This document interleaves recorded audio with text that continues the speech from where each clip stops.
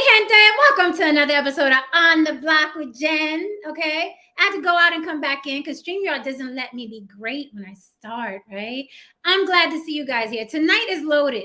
Tonight's going to be very, very entertaining. So I'm glad you guys are here early. I see a lot of people here early. You guys saw it was on the thumbnail, okay? The social media market.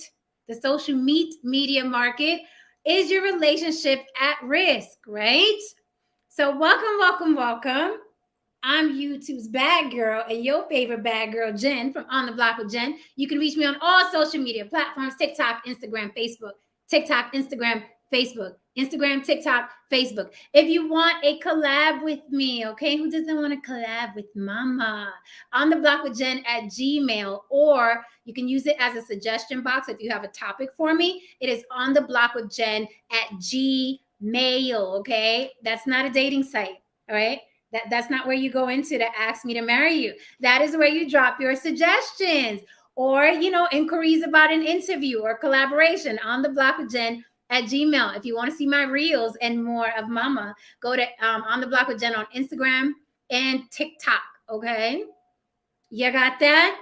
If you want to support mama and you want to support the show, I got you. You see that scrolling on the bottom that just magically appeared?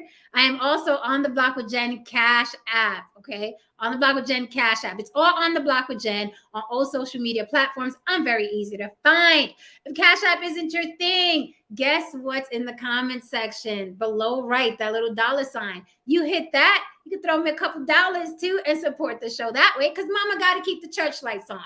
This is a show, okay? This isn't free. All right, this isn't free. I'm here to entertain, and I hope you guys entertain. So tonight's topic is going to be loaded. I'm not even going to do a monologue, and I'm dropping the link early. I have a lot of luck dropping the link early. My people come up early, and we get the conversation on and popping, okay? So thank you so much, my new subbies. How are you, darlings? I hope you're enjoying so far. Thank you to my old subbies, my regulars, and people that hold me down in the chat every night. Thank you from the bottom of my weedle heart.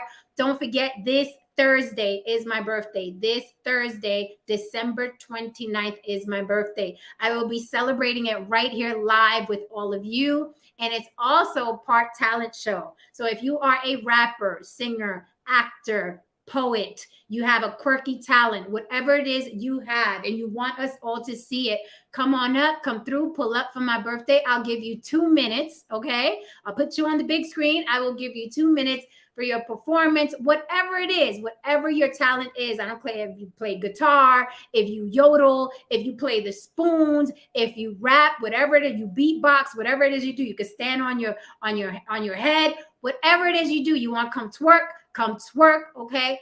Thursday, December 29, right here. I will be celebrating my birthday / it will be a talent show. So I'll be celebrating me and also your talents. And if it's not you and you know someone that's good for the talent show, please let them know. I will start promoting tomorrow. So look for my thumbnails and my flyers. But it's this Thursday right here live, okay? My happy birthday / talent show.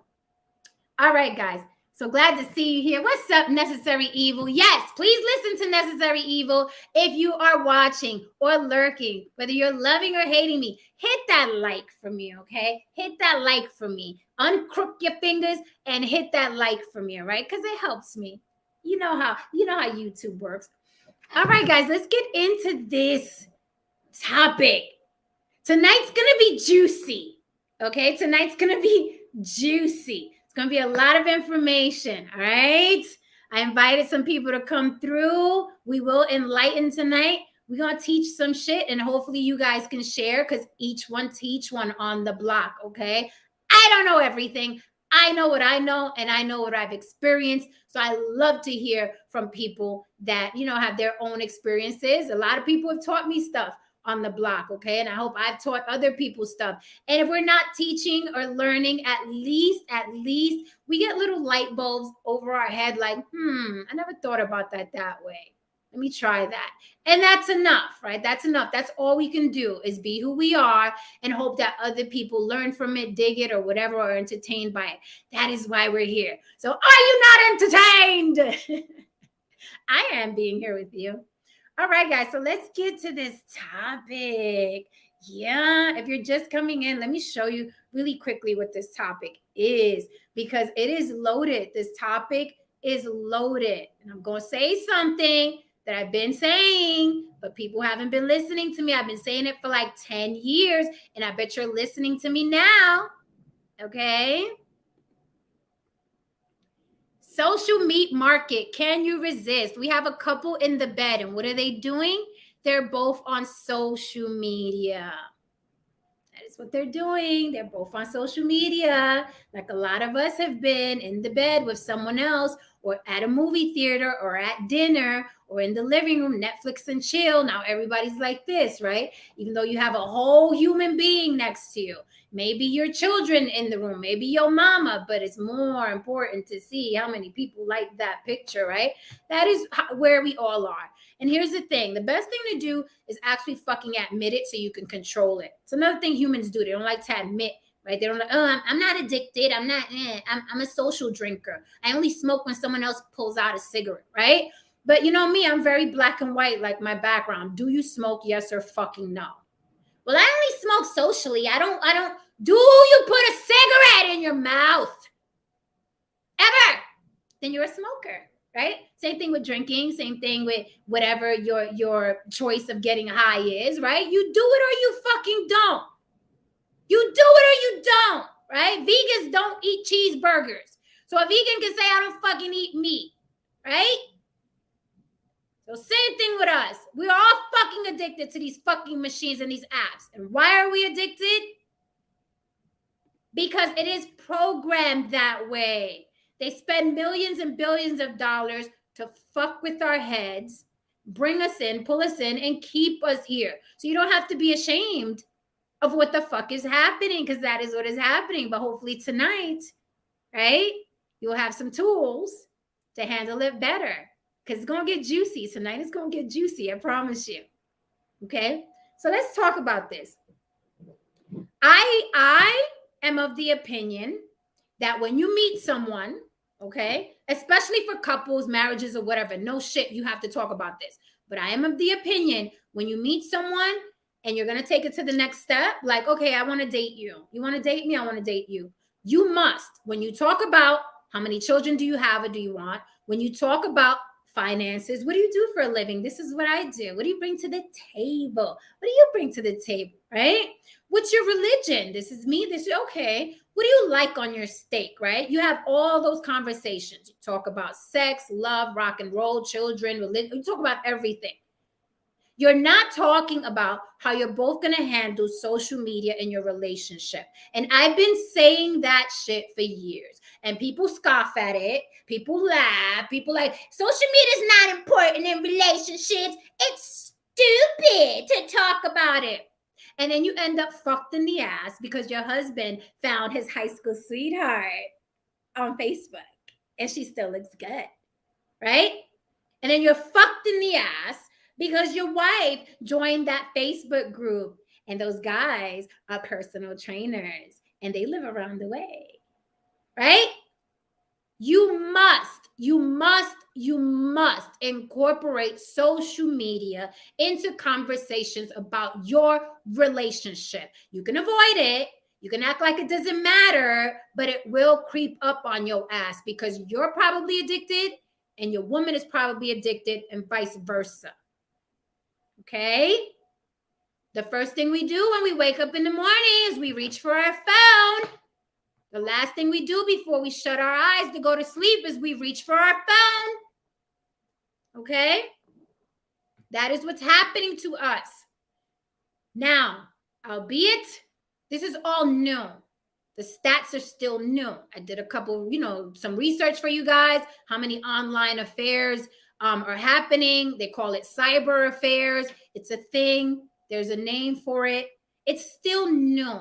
We're all learning this and experiencing social media in real time. Now, 50 years from now, the stats are going to be everywhere. People are going to write books about it. Our kids are going to know better. But right now, we're all experiencing this in real time. We're all in this hurricane. And we don't know what the fuck it is yet. We just know what's happening. In 50 years, some scientists will break it down and dissect it and see the results and blah, blah, blah. They're already on it. They're already on it. So in 50 years, they'll, it'll be, everybody will be well versed, and there'll be like precautions and things like that. And warning labels on side, shit like that.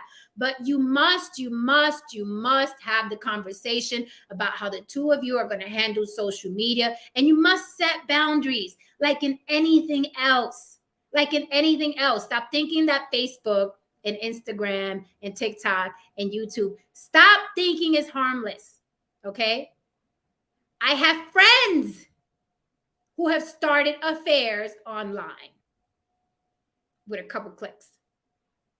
I know people who have broken up because of affairs online in a couple clicks. I know people that have hooked up, myself included, with people that we've met online in a couple clicks, right? Easy access. You don't even got to wash your ass. You just log on. It's easy access. And look at all this meat. Look at all this meat.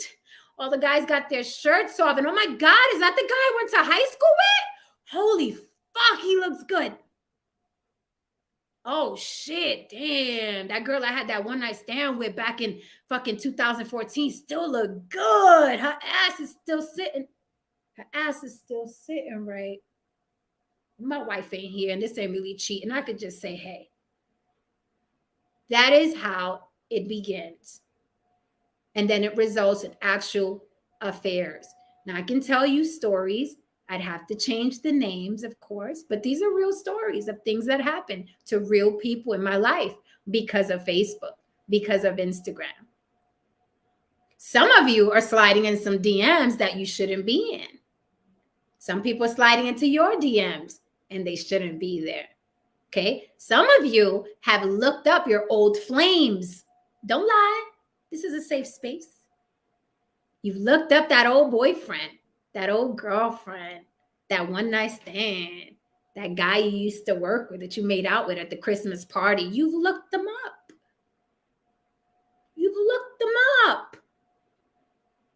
You want to see what they're doing now, who they're with now, if they have any kids, if they still look good. You're just curious.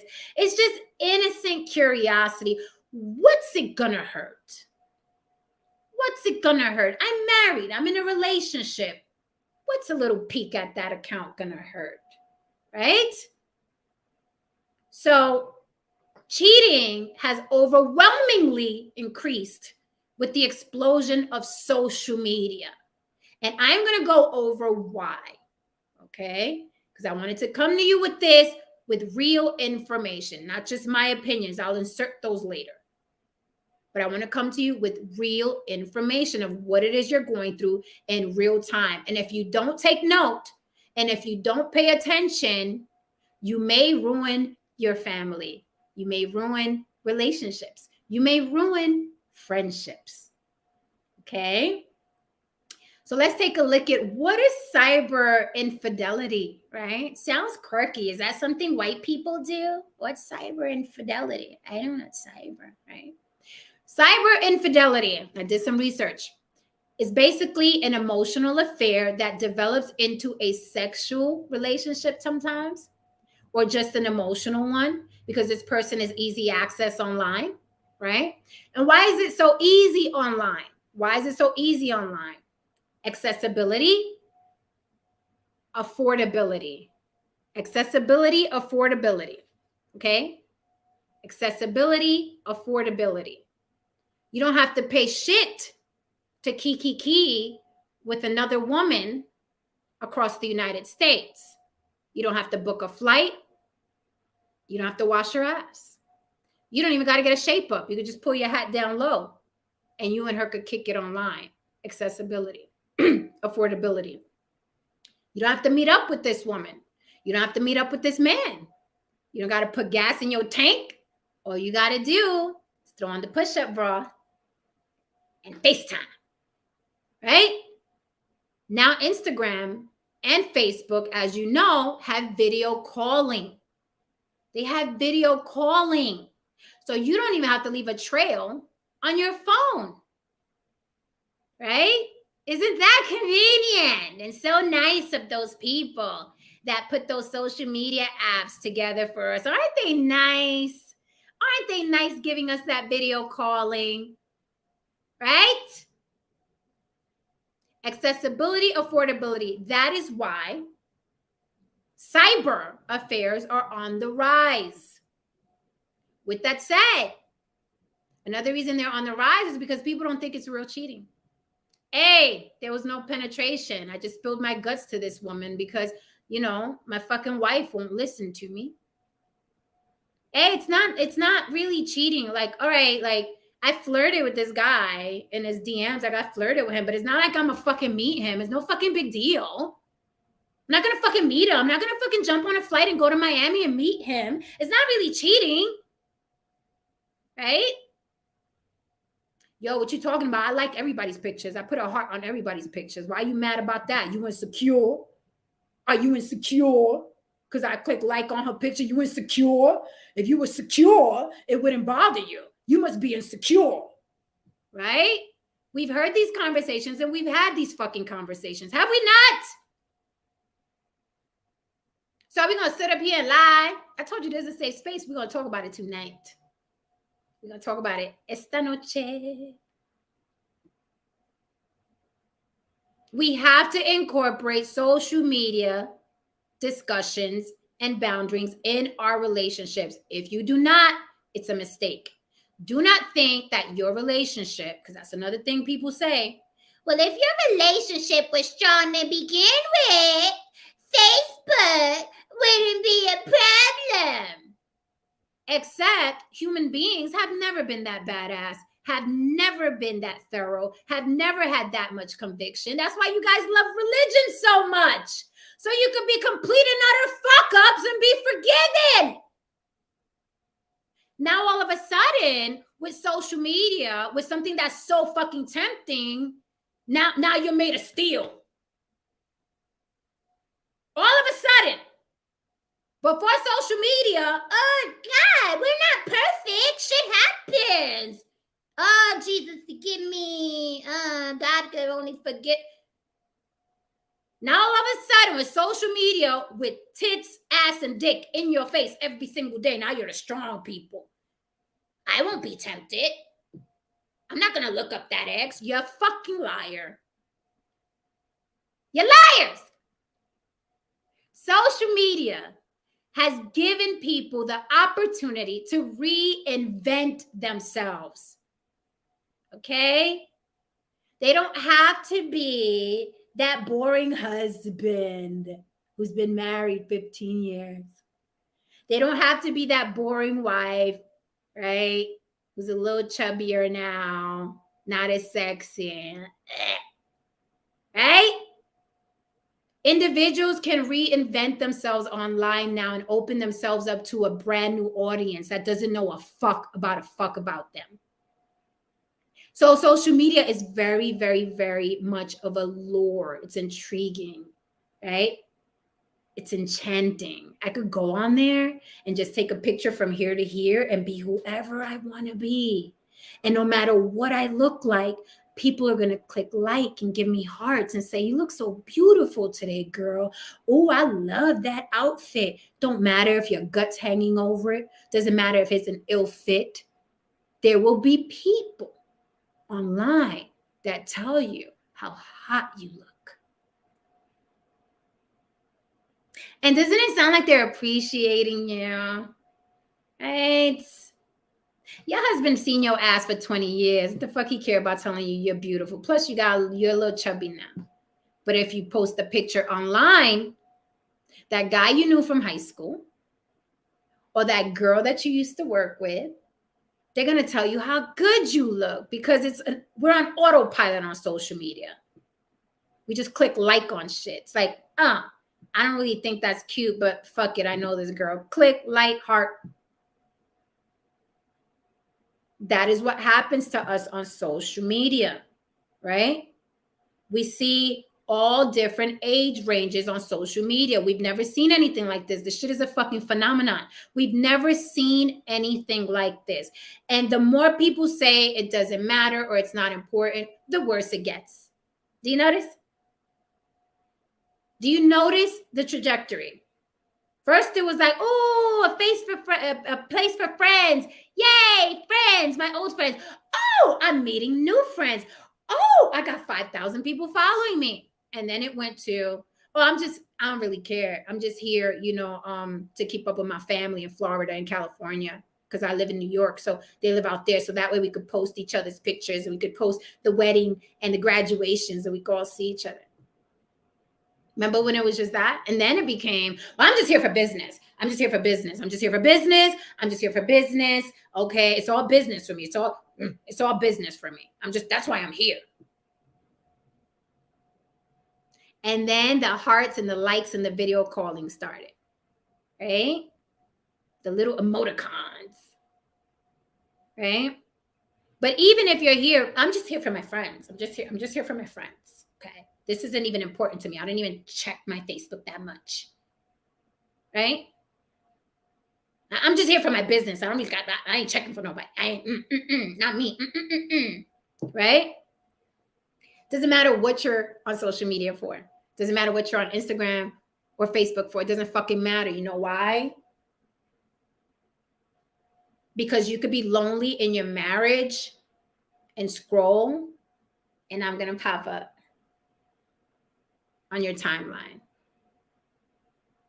And are you going to keep scrolling and say, I'm just here for business. I'm just here.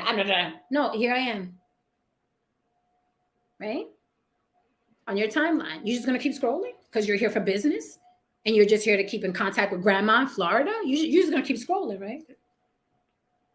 Right?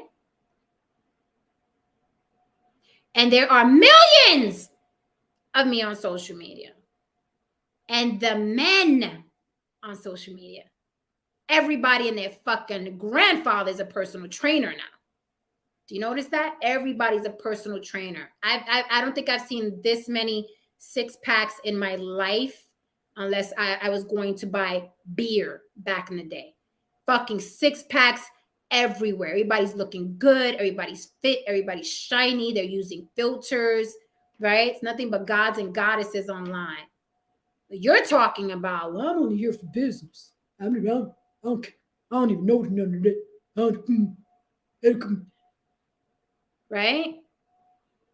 And the access you have to the people from your past, right? The one that got away, the one you wish that you had given a bigger chance or a better chance, right? They're all on social media. Ooh, they're all here, right? So let's talk about why people engage in social media the way they do. How and why do these cyber affairs happen? Okay. I wrote down a couple things. Escape from reality. On social media, you can escape from reality. Please listen to this list because it's very, very important. Okay. It's an escape from reality. I told you guys yesterday about the A and B story, right? A is on my Christmas show. What people are presenting to you is the A story. What people are really going through is the B story. Right? So for example, you'll see an Instagram model. She's bad, right? Her A story is, oh my God, look at me. I'm in the hotels. And you guys have seen these memes and these jokes. I'm in Dubai. Hey girls, I'm in Dubai. Y'all ain't here, right? I'm drinking my champagne. And that's the A story. Her B story that she's not going to show you is she sucked a few dicks to get to Dubai and somebody's probably shitting on her face under a tent out there. That's the B story. Who wants to share that? Oh, no. So you can escape reality on social media. And people escape reality real well on social media. You can make yourself look like anything you want. You could reinvent yourself. You could sound like you're smart all the time and have all the answers. And you love the gym and you eat right all the time. And look, you love your family. And look at your kids. Your kids are off to college, the best colleges ever. Right? No one's posting their B story. So you start this cyber affair to escape the reality of what? That fucking relationship that's working your nerves. That relationship is the reality. You paying fucking bills together. The toilet is clogged. There's shit all over the bathroom. The kids are screaming. I got to go to fucking work in the morning. You ain't sucked my dick in 3 weeks. I'm tired of eating out because you don't fucking cook. Like, that's the reality. And these are just examples. This is not gender specific. So don't get excited, guys. This is not gender specific. So you go online, and that high school girl who's still cute and oh fuck, she's single.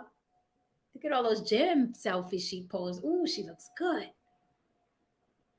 Then you can escape the reality of that family and that wife, and the kids are screaming, the fucking dog is barking, and the fucking kid needs braces, and a fucking fuck. I'm just gonna go online, and I'm gonna hit up shorty that I knew from high school.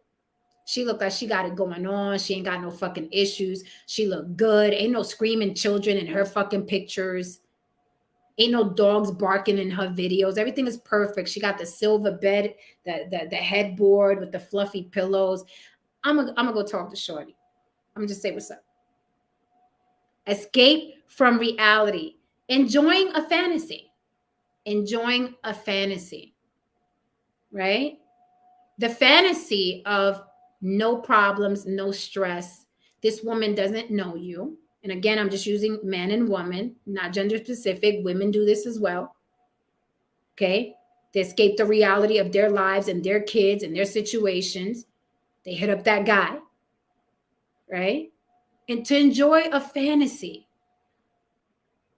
But you have to understand that emotional connections and emotional bonding can happen in those interactions. You think it's just, hey, I just slid in her DMs. I just slid in his DMs. It's not really serious. But emotional bonding can happen. And you notice yourself DMing this person more and more and more. Like, fuck, this conversation feels good. Oh my God, we could so relate. This conversation feels good to me. Like it's resonating. Yeah, we're high-fiving each other in the DMs, and he's so funny, ha ha ha. And I'm so funny, he thinks I'm funny, ha ha ha. And then you create this emotional bond, and it sneaks up on your ass. And then the next step is, what city you live in again? Oh, well, guess what? I'm gonna be there in April because I got some business out there. Let's grab some coffee or some shit. That's how it starts. You're escaping reality. You're enjoying the fantasy. And here's the big one. Here's the big one. It boosts your self-esteem. Social media boosts your self-esteem. Although it's all smoke and mirrors, the programs are meant for you to feel good when they click that like for you. Now, this isn't just me talking shit. There is a dopamine hit that you get. It's an instant gratification, where before human beings used to climb mountains to feel that, to get that dopamine hit, or they used to achieve shit like build shelves or learn how to change a tire, right? You get a dopamine hit that way, or actually falling in love, right? Achieving shit. We get dopamine hits. Now, all we have to do is post a picture, and the same chemicals that go off in your head, they said similar to a hit of cocaine. I didn't make this up. It is real. Your brain activity jiggles from getting liked on social media as it jiggles after a hit of cocaine. I didn't make that up. That's real. So you're escaping this reality. You're enjoying the fantasy. And now this motherfucker in your DMs is boosting your self-esteem because you don't feel sexy in that relationship anymore. You don't feel wanted or desired. Yeah, y'all still fuck. The sex is okay. You don't really have any complaints. You guys are living life though. So of course the sex isn't going to be amazing anymore because you got bills and kids and dogs and shit. But this person that I'm wondering in these DMs who's making me feel so good, now I feel pretty. Now I feel handsome. Now I feel appreciated. I feel like this person is listening to me, but it's not real. Unfortunately, what humans do is they make it real. You start meeting up, you start talking late at night, you start making time to talk to this person, and you start neglecting what's in front of you. Because what's in front of you is not so shiny anymore. It's not so shiny anymore. So, can your relationship survive social media? Will it survive social media? Have you already been affected? Have you already caught your man or your woman doing some inappropriate shit online? Because remember, most people don't even believe that cyber affairs are real. They feel like if I can't see you in person, touch you, taste you, smell you, it's not real. It's not. But it was real enough for you to entertain that situation, asshole. It was real enough for you to entertain that situation. And let me tell you what was real and tangible. That dopamine hit. When you see that person slid in your DMs again to reply to you. That's real. That chemical buzzing in your brain, that shit is very, very real. Right? People also have these cyber affairs to avoid relationship distress. I ain't gonna go argue with this bitch. I'm gonna just hit up Jen. I'm gonna slide in Jen's DMs. She's cute. She's funny. She'll have something to say that'll take me away from this shit. This bitch get on my nerves, right? You must have conversations about boundaries and social media. There have been knockdown, drag out fights between couples asking each other to dead their social media. It is the wild, wild west. You cannot control it.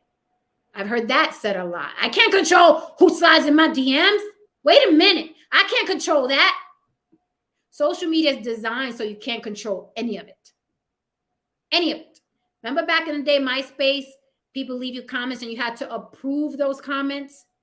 You had to go into your account, see who commented, and approve the comments to put on your page. Facebook is like, nah. We gonna make you pine and get nervous about who's leaving you comments. So we're not giving you the option to approve comments. We're just gonna throw them at you. And in that way, you gotta be like, oh, I just posted a picture. I gotta see who's saying something because I don't want somebody to say something. So I gotta keep checking. Right? It's not designed for you to control it. That's why they added the video calling. That's why they have pockets of messages. They got friend message requests, the regular requests, the primary messages, the regular inbox. There's so many different ways that I could contact you through these apps. It is meant for you to not be able to control it. And that's why the arguments happen. I can't control who that. Oh, they click and like. I can't control who does that. Right? Those arguments happen. I'm just a social person. Isn't that your fucking ex? I can't control her. I can't control what she does. I can't control her, right? We hear that a lot. Why that motherfucker saying he loves you though? I don't fucking know. I don't know him. Yeah, but he talking like you know. I've been in situations where I'm like, somebody just sent me a dick pic, or somebody just sent some sort of solicitation, or somebody just said, and I've heard a response like, you sure you don't know them? You sure you don't know them? So it's funny, right? How people dumb up when they feel like it. And then they're very in tune with social media when they feel like it, right? When someone's contacting them or leaving the hearts or all in the comments, I can't control that. And we've all done it. We are all guilty of it. We've all fucking done it. If you've been in a relationship, we've been questioned. It doesn't mean that our partner has to be a raging, raving, mad lunatic, insanely jealous or possessive. Okay? Even the most docile, secure person with the best self-esteem is going to wonder why every time you post a picture, that same bitch is leaving heart eyes on your picture, babe. What is that about? You know that, girl? And that's why we have to take away from it. Oh, you're not secure then. You just jealous. You're not secure. If you got a problem, then you must be insecure. We have to take that out of it because this is a new animal that we're dealing with, and we're learning it in real time. So we have to take that out of it. We have to take out, you're insecure. Because even the most secure person on the planet, right, is not going to want to lose their shit, their partner, the man, their woman. Even the most secure person on the planet is going to be like, why is he always saying that? Even the most secure person on the planet. And what you do is you diminish your partner's feelings. And then it starts looking like you're veering into choosing this social thing. Because that social thing feels good, right? And it provides way more dopamine than you fucking your partner who you've been fucking the past 5-10 years. Right? The boost of self-esteem you get on social media from saying a joke. I'm going to say a joke. Normally I would say a joke and only 2 people would laugh. But if I post it on Facebook, I'm going to have 100 people saying I'm funny. Yay!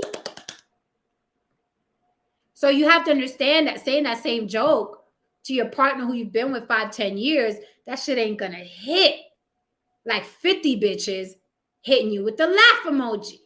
That shit ain't gonna hit like that.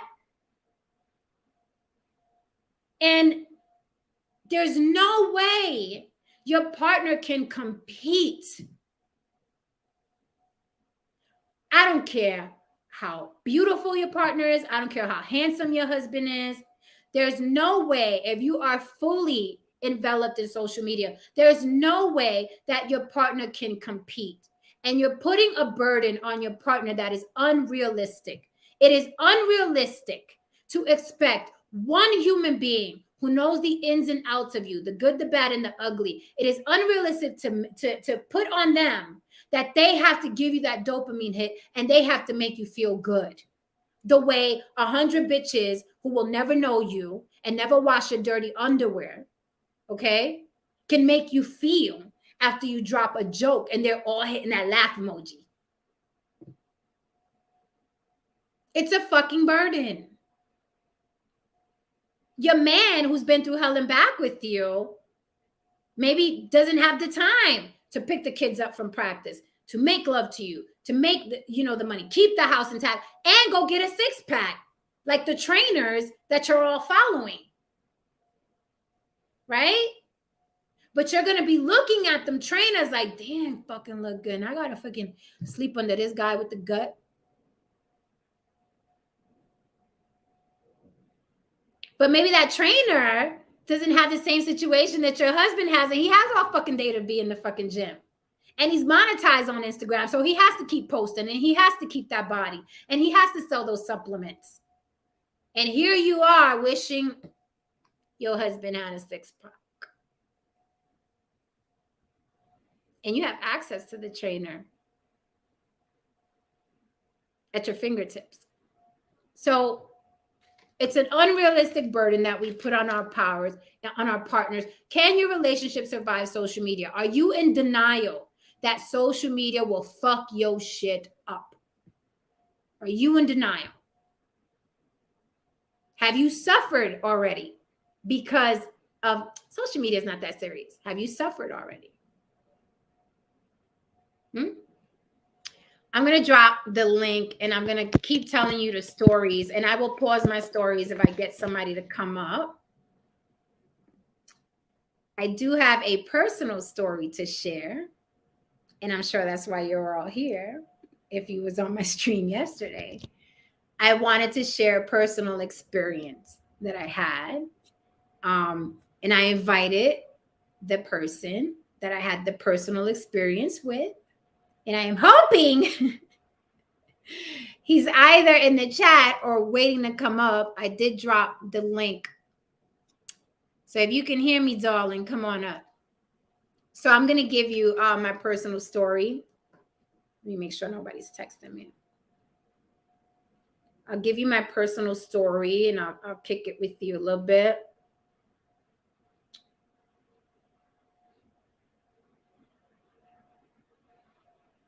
Okay.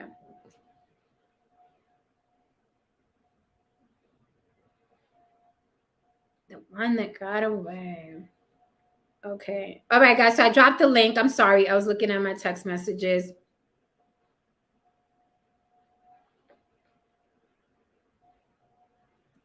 All right. So I'll get into my personal story because I did say I would share. Let me say really quickly, hello to everyone in the chat. What's up, NBA Jose, Tyrone Church? I see you. Veganista. How are you, doll? ¿Qué pasa, Frankie Nieves? What's up, Anthony Jones? Marcus Carter, Morena Reyes. What's up, beautiful? What's up? Y to the Yizzo. E-Scrap, I see you. Trinity, I see you. What's up, Ray? What's up, Kay? All right, guys. So I did drop the link. Feel free to come up. I would like to, if you're going to come up, I really want to talk about experiences. Have you experienced this? Did something happen in your relationship or a past relationship? I could talk about what's happened to me, some friends, some very personal stories. Of course, I got to change their name. I can't put them on blast like that. But I'll get into just a story. And this one is light. I did invite the other person involved in this story to the panel. Hopefully it'll come up soon. Okay, so my story. Met a guy on Facebook some years back. Met a guy on Facebook. Hold up. Let me acknowledge some super chats. Thank you so much for the support, Afro Universe. For that very generous super chat. Gracias. How are you? King Steven UGD, thank you for the super chat. I usually don't do $2 super chats, but it's a really good question. Okay, so I'm going to be nice. King Steven says, Jen, would you give up social media for a marriage? Woo! That's a loaded question. Lot of mighty. I'll get back to that after I tell my little story. Okay. I will get back to that, I promise. Yes! That's so sweet. That super chat is so sweet. Thank you. And my birthday's right around the corner, so I'm excited. That was sweet. Thank you. All right. So I'm gonna tell my story, right? I do see him backstage. This is an exclusive, y'all. This is an exclusive. You guys know I like teaching with my own personal stories. Okay. So I was going to start the story by myself, right? And then let him come up. But I don't know. I think would it be more fair if he was up here while I was telling the story? That way he could give us his version of what he saw. Because there's always two sides to every story. His, hers, and my truth. No, just kidding. His, hers, and the truth. His, hers, and the truth, right? I'm going to bring him up. I will do that. That way he could say yay or nay. Ooh, this is going to be deep today. I'm telling y'all. Hi, Steven. What's going on, baby? Hi, how are you? I'm good. So I did my little monologue and I was going to get into what happened between you and I, right? And then bring you up. But you're here and I want to do something different. So I'm like, let's talk about what happened between you and I together, right? Let's do it together. I'm going to tell you what I saw and what I felt. And then you can tell me what you saw and what you felt. Because you probably got a whole different version of what the hell went down. I don't know. You might have to tell most of it because my memory is terrible. So good luck. Okay, so what year was it? What year was it? It was 2015, 16? I think it was 2015. I'd have to go back into my pictures. I think it was 2015. Okay, so, and don't get mad at me if I was like talking to you in 2015. You was one of my hoes, whatever. Whoever's watching. I understand. Well, I was like, wait a minute, we were talking on the phone in 2015, whatever. Okay, so long story long, you and I met on Facebook, right? We're gonna remember this together. Right.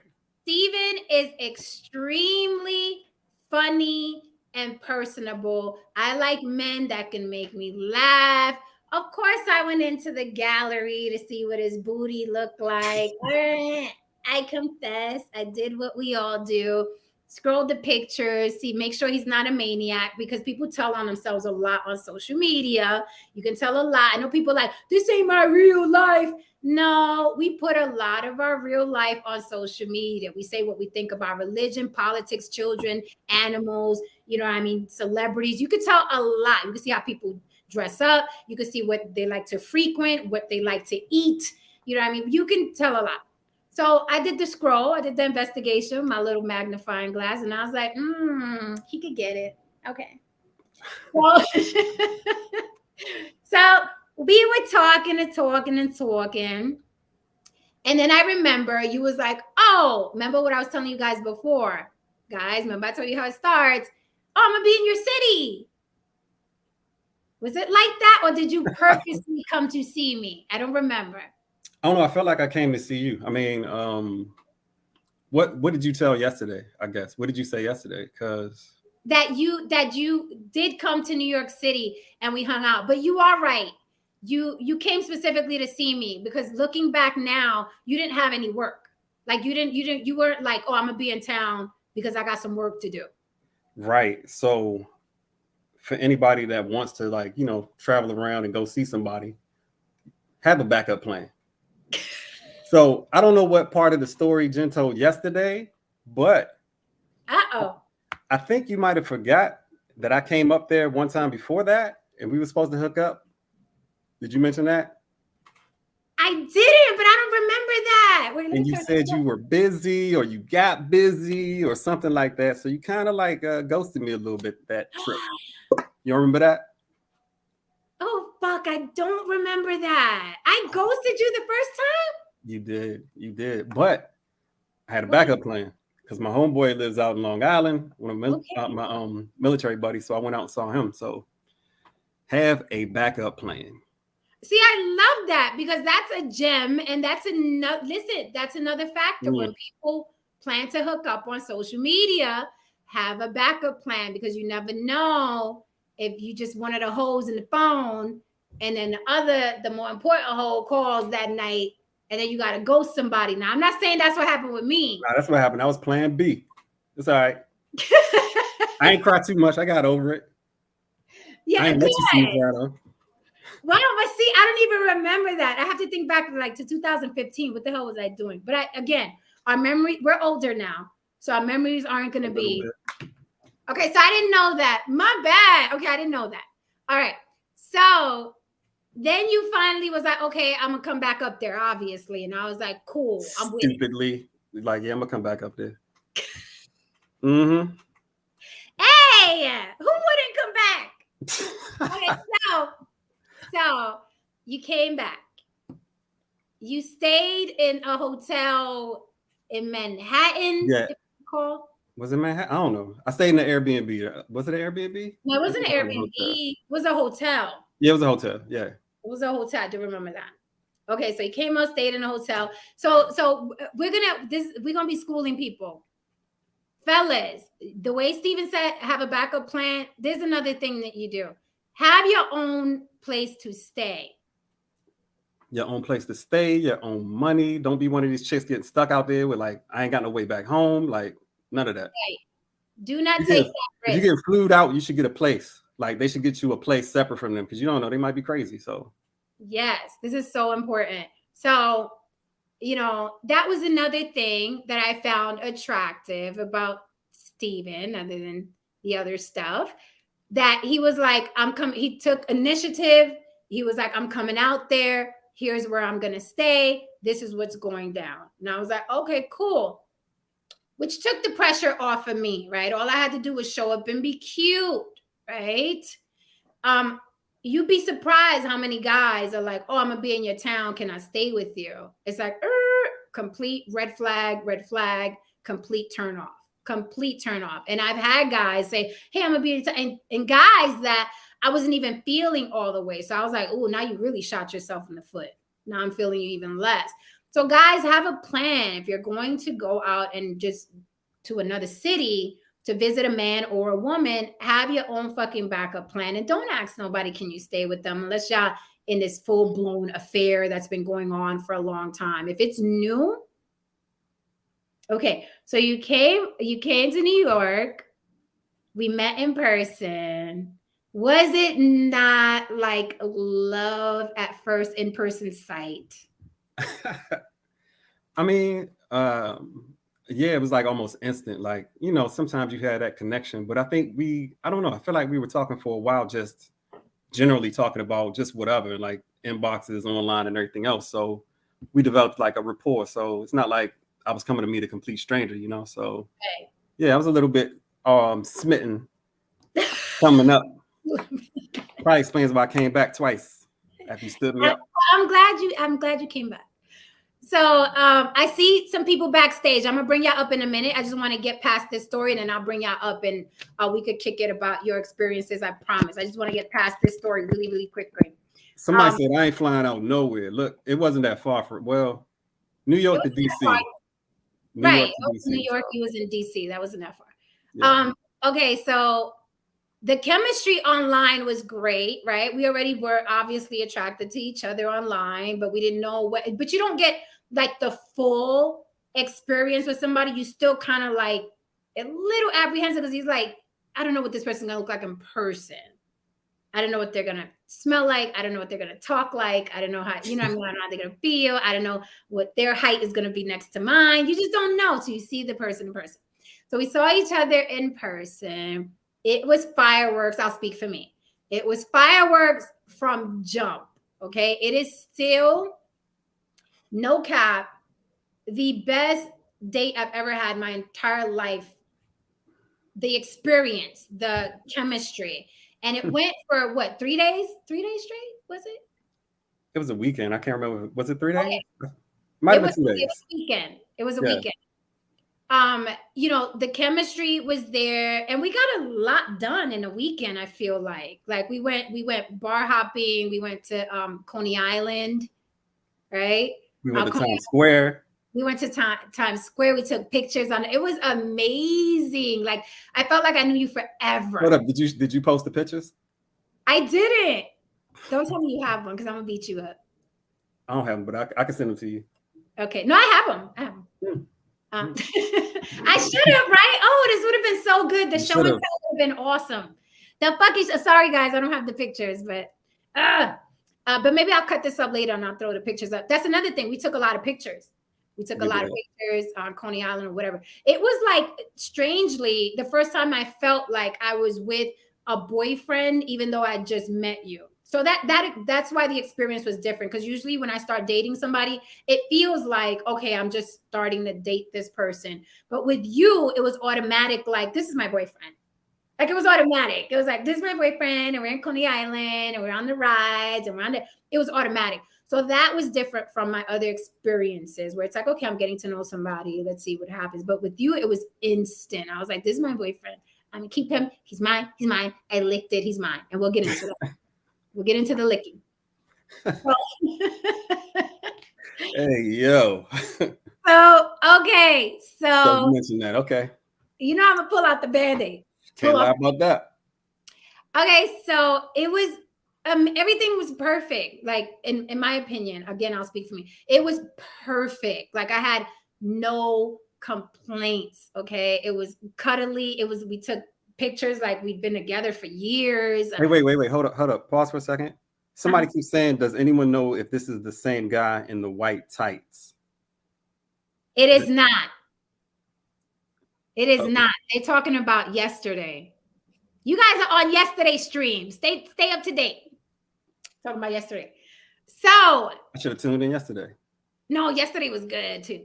So, okay. Everything was perfect, right? I even had a little bear. You got me a little bear, didn't you? From Coney Island? Did I? I can't Yes, remember what I played. What we played? I don't remember. we played, but I came Look, I back. told you most of this remembering gonna be on you. Okay. All right. So now comes the topic for tonight. Now comes the topic for tonight. Oh boy. Yeah. Okay, here come the topic for tonight, and then I'm gonna bring my people up. I was single. I don't know about you. I don't know what you was doing. I was single But I too. was single. All right.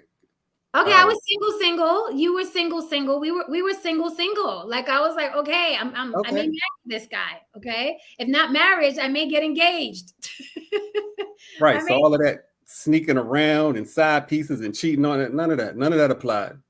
none of it at all. None of it. This was beautiful. It was fresh. It was entertaining. I was like, I like him. I like him physically, emotionally. He has a good sense of humor. He's smart. I was good. I was in. I was sold. I was like, I'll take it. I'll take it. And then Steven went back home. Right? Now, you know, the memes are true. The more you start liking a person, the more their social media starts to bother you. Okay?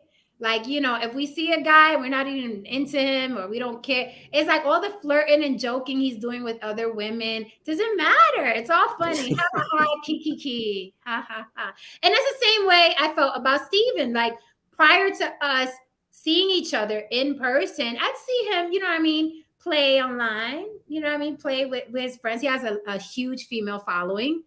I can't complain. I have a huge male following. Well, not true, that is, but okay. Continue. Most of your comments are from women. Because women like to talk the most. I don't guys be hiding their feelings and don't be saying much, you know, except like joning on each other and all that kind of thing, roasting. Like, and most of my following is men, so I get it. I understand. So you know, after I fall in love after this amazing freaking weekend, right, we separate. There's this thing, and now it's bothering me, his interaction on Facebook. Now it's fucking bothering me, which goes the back same interactions. I didn't change nothing. Like, you change. You did not change, and that's why I'm telling you this lesson. This is a lesson. You didn't change a thing. You didn't change a thing, right? I changed. My feelings changed. And I was like, God damn it, my feelings changing should change everything. Right? That's where I was mentally. I was like, my feelings have changed. Damn it. Everything has to change. Right? But it didn't. And Steven was going to be Steven. Right? And that's what I fell in love with. Right? For that weekend. If we can say we fell in love over the weekend.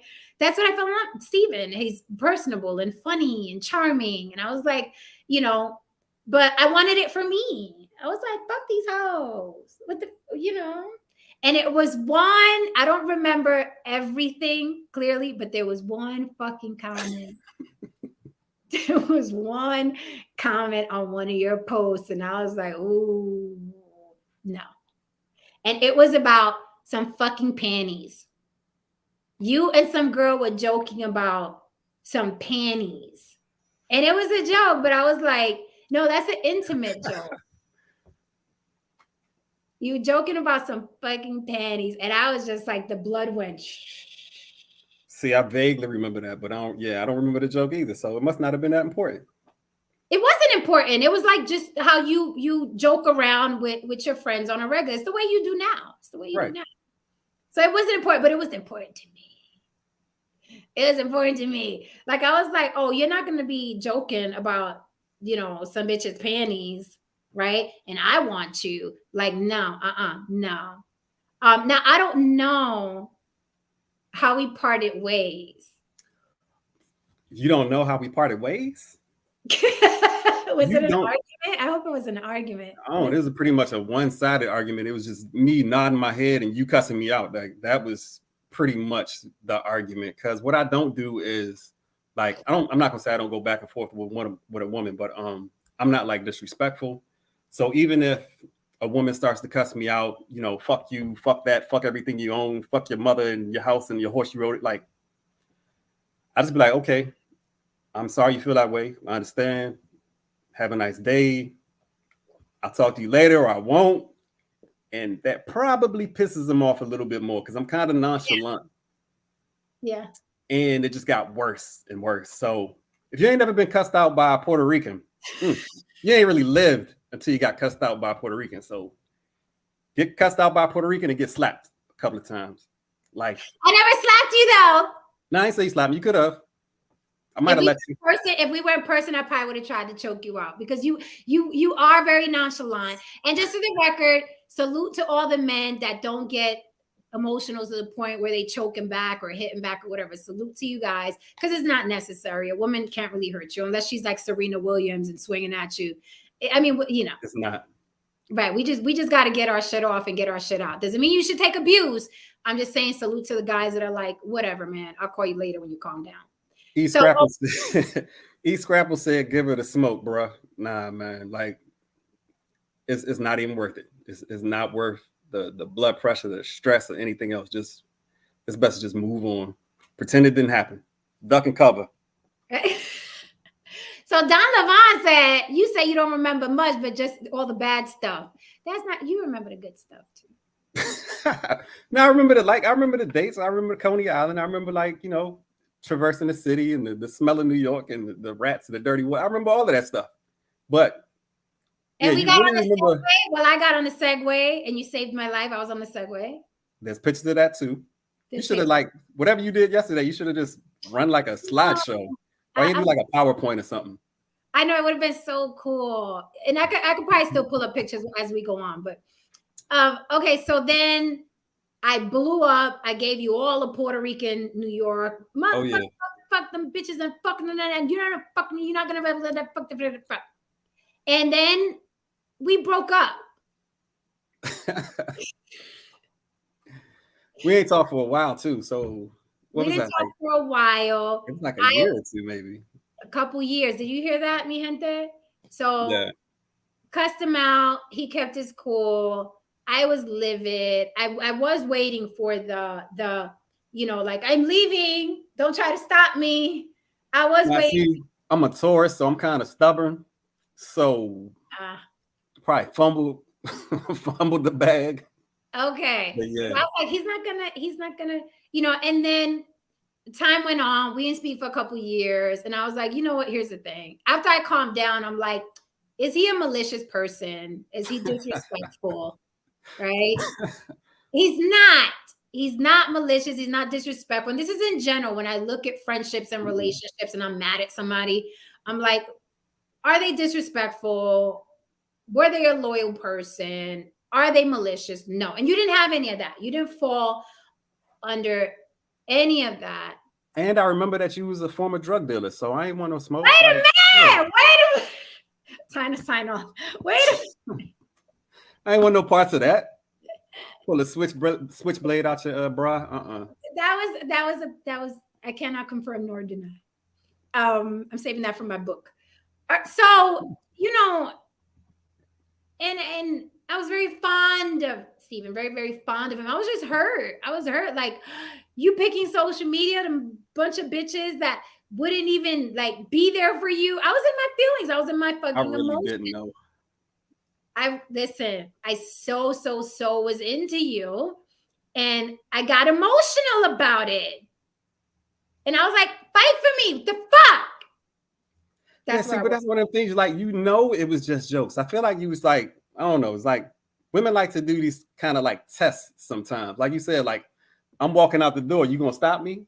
Like, nah, go see what's out there. Hey, have fun. See, that's the nature of women, though. We want to be women want to be desired. We want to be the word everybody hates, handled. We want to feel like we're possessed by this man. Like, we want to feel like, it's like the 50 Shades of Grey shit. Like, I'm here and you do what I say do. That's really what it is. It's just human nature. But you didn't do that. Stephen was like, fuck all that. She crazy. I ain't gonna do it. He didn't do that. He didn't come after me. I want to crack jokes online. Right. Thank you for saying that. Oh my God. Thank you for saying that. He wanted to really crack jokes online. Nah, I'm playing. Like, no, but that's what happens. That's what happens in relationships. That's why in the monologue I said, like, yes, your relationship is important. I'm talking about marriages and long-term relationships. That relationship is important, but it feels so much better to get attention online. So even Okay, like relationships are important, but we haven't really gotten to that stage yet, really. right. No, You we know? didn't. So I'm Okay. not talking about you and I. I'm talking about Hmm. that feeling of I just want to tell jokes online. That's a real feeling for people Yeah. in relationships, for men and women, because women are like, but I want to wear this because when I wear this, I get a lot of attention from guys when I do a selfie, and her man could be like, yeah, but I think you're beautiful. Yeah, but you telling me and 100 guys telling me, right? And that's what happens. So we didn't speak for years. I don't even know how we started speaking again. I have no idea. But we started speaking again. But I was hurt because I wanted you. Like I wanted you. And You just could have had me. All you had to do was like be rational. ah! Am I asking too much? Was that asking too much? Now A you're woman gonna to be get right. rational? Now you see, but it's I'm gonna bring my people up because now we're about to fight. We're about Bring to fight. people up. We're about to fight. I'm gonna bring my people up. Lily, do you hear this? Uh-oh. What's up, Lily? Lily. Hello, Steve. Hello. How you doing? I'm great. I'm great. Welcome, brother Ish. Brother Ish, what's up? Peace. Rational Jen, that's an oxymoron. Right? I'm not gonna We let y'all know. talk about me all night now. I'm not gonna let y'all talk about me like this all night now. So here's the thing, but let's explore that. Just be more rational. Again, you're saying all the right things, Steve, because that is what a man would tell a woman. You're being irrational. These are just, I don't even know these women. I barely know them. You know what I mean? I'm just joking. When I log off, it doesn't matter, right? And men think that that's enough. You're being irrational. And the person is not being irrational though, because social media, like I said, we're learning it in real time, but it's a dangerous place. It's a slippery slope. But social media has allowed people to reach outside of their boundaries. Normally you date what's local, what you can touch, people you work with, that kind of thing. Social media expanded that. So you can date coast to coast if you have the means. You can definitely flirt coast to coast and then just see what's what, like see what's going to happen. So social media did expand your options, Mm-hmm. So a little bit of that is like actual fact, like, for you to be jealous about certain people and certain tendencies and that kind of thing. It's real. Thank you. All right, calling me. And again, the key things, accessibility and affordability. Now you could date somebody across the United States and not spend a dime. You have to spend a dime. You just log on. And slide in them DMs, and there's a whole cyber relationship going on. You still got to catch a flight. Eventually. Ain't nobody about to have Zoom sex or nothing like that for like what? 8 months. Welcome. Might better fly out. 22. I was about to say, you should have been on last night's show. There was a lot of sexless in the city going on last night. Right. Listen, before even touching each other, and there are some relationships where the two people never meet in person and they having hella sex online over Zoom and over WhatsApp and over FaceTime, like hella sex. Okay. I'm just saying. Let me read this super chat. Thank you for the super chat, Don Levon. Don Levon says, Steve, just spill the dirt. This is why we are really here for. I feel like it ain't too much dirt. Like, what did you tell them yesterday? Whatever she said yesterday, whatever happened, happened. If she said I did it, I did that. That's it. Damien, right on what time. Did we do? What did we do? What did you tell them we did yesterday? or didn't do. Right. What's up, so someone asked. What's up, Steve? Even though we have the whole World Wide Web peeking in, I'm going to make this a safe space. I don't give a damn. The United States of the internet. Right. So someone said, because people learn from this. If I can help somebody else, great. That's more important than people hating on whatever I say tonight. So someone asked last night when I was talking about you, did you smash or whatever? And I said halfway. And then people were like, what do you mean halfway? What do you mean? How do you halfway? And I was like, just the tip. Just the tip. We didn't even do the tip. I'm not that strong. I can't just, I'm not that strong. Yeah. Let's put the head in. No, so when I say halfway, I mean just like we did oral, right? You told him that. I did. So that to me is halfway, right? We didn't go all the way. And I think Damien had a question about that. I have many questions about that. John Levon was like, I was just dumbfounded. Because I just need to know how that unfolds, how that goes down, something like that goes down. So I needed a little bit more context to all that. Because I just never heard that. And it was just like, I'm just curious on how that went down. So Jen gonna put all kinds of shit on it. Steve, if you really did talk about it, let it fly. Man, look, sometimes you got to take what they're willing to give, and I'm thinking, this not gonna be the last time I come up, or maybe she'll come down. So it's no real need to like really rush anything. Whatever happens, kind of happens. Gotcha. Everybody, we adults, See, Jen was on that bullshit. That's what you said. Wait a minute. Hey. So my question is, because I got questions. Because listen, this chemistry is very, very just, it's undeniable. It's palpable. So, is the door closed? What you telling them, Jen? What you tell them? What you already tell them? I don't know, because I don't want to say anything you haven't said. That's a fucking good question. Steve, just tell the truth, because if she ain't told the truth, then we gonna know what's up. Jen is stuttering. If your lies don't match her lies. She left. She moved from New York. She went to Vegas. I said Jen is over there stuttering. Wow. I'm not. Here's the thing, Lily. Short answer: the door is closed. Can he still get it? Yes. Okay.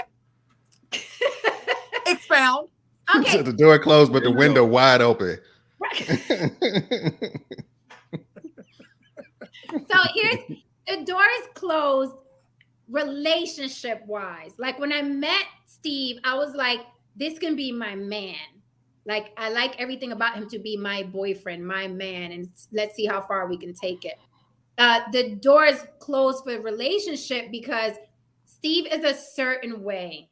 He loves the attention, I would say, from all his lady friends, which is fine. I don't know about that. I feel like you ain't checked in a minute. Things done changed. It's been a few years.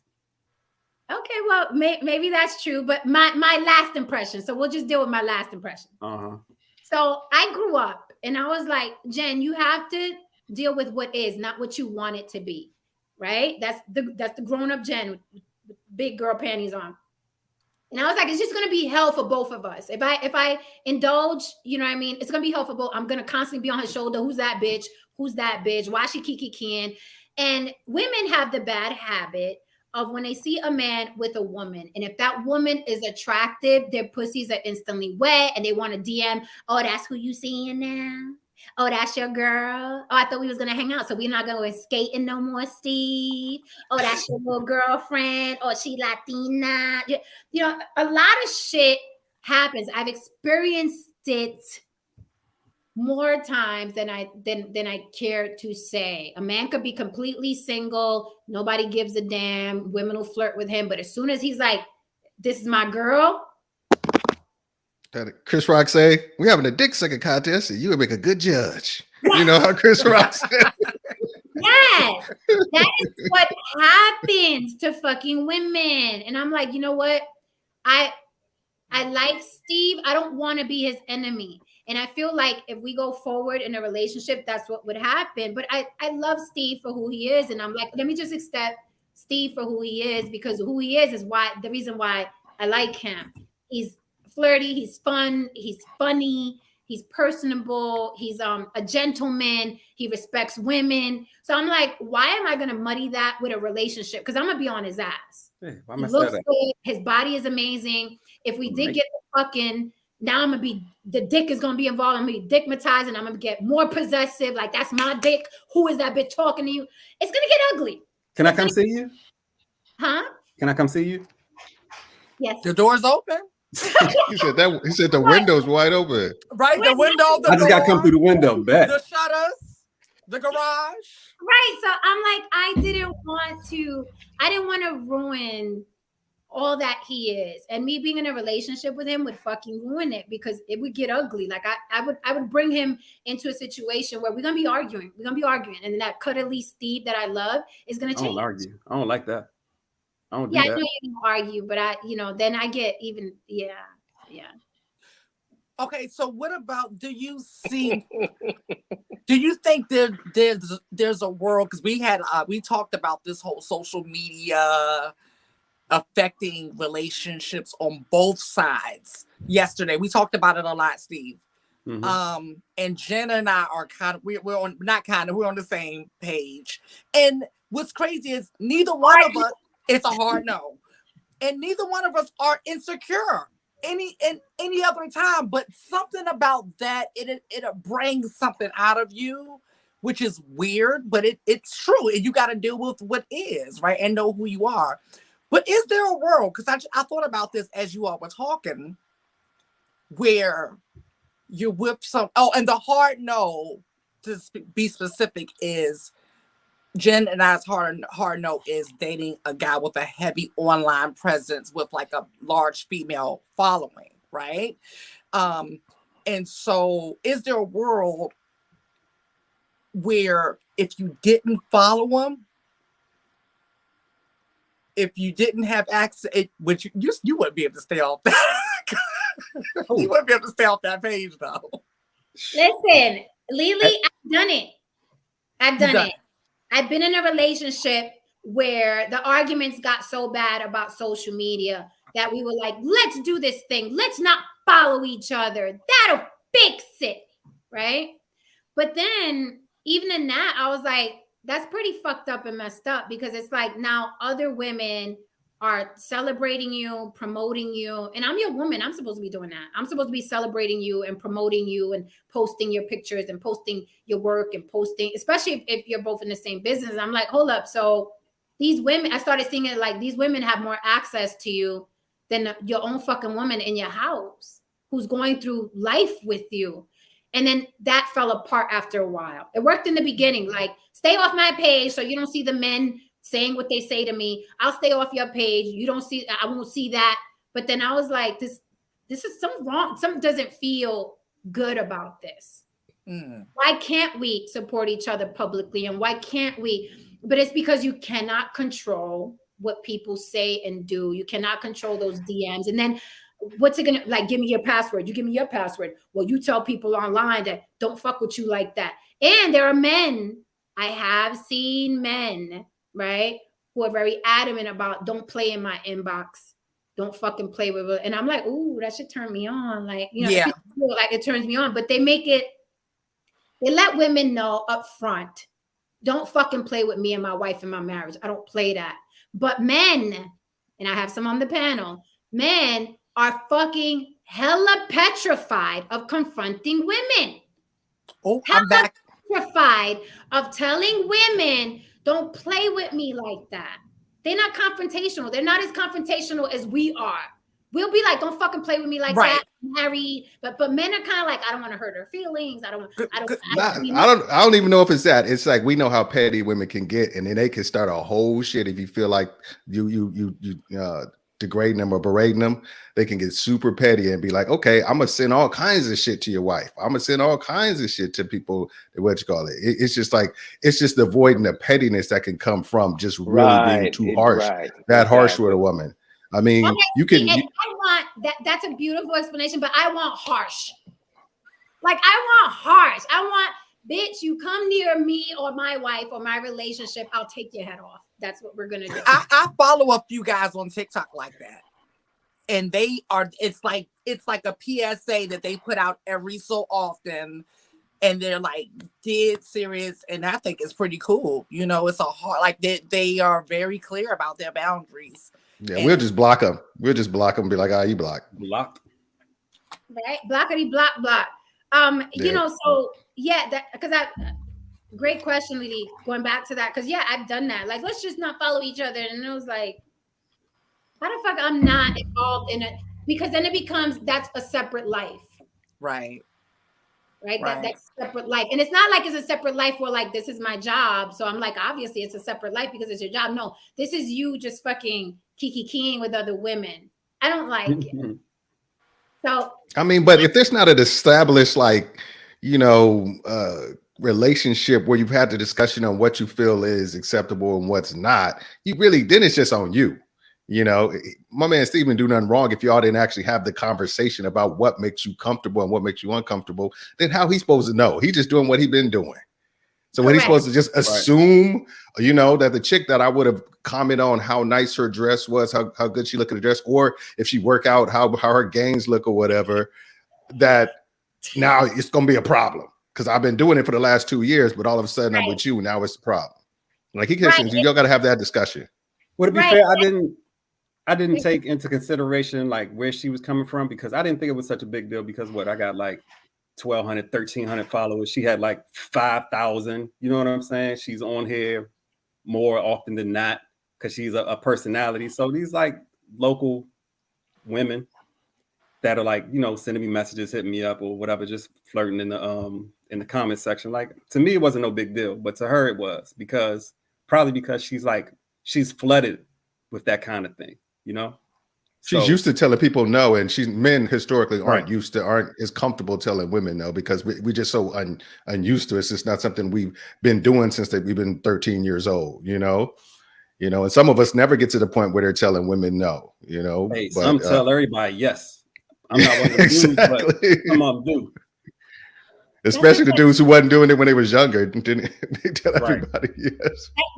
That's such a great point. And like I said, the attention that men get now online is profound. It's not like back in the day. It's like now it's at their fingertips and there's lots of women, all shapes, sizes, or whatever. And all a guy has to do is throw down a good one-liner.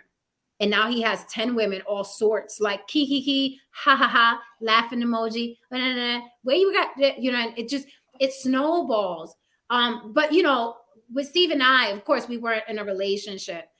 So, and again, we're experiencing this in real time. What is this social media beast that we're all dealing with, right? We don't even understand it completely. And every couple months, they're changing the app, right, to keep you on. So this is happening to us in real time. So how do you handle it? And that's why I wanted to do this stream and give examples, right? But with Steve, him and I weren't established. But in my head, I was like, that's my boyfriend, right? I was like, that's my man now.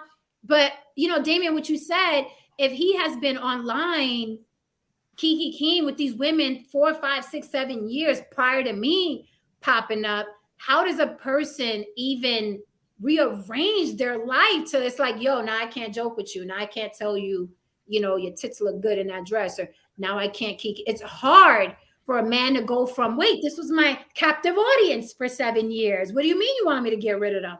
Yeah, I mean, we just got to be a lot more definitive. Like this wasn't online, but this is a situation that happened. Like I remember, like I was at a party. What's up? No saying.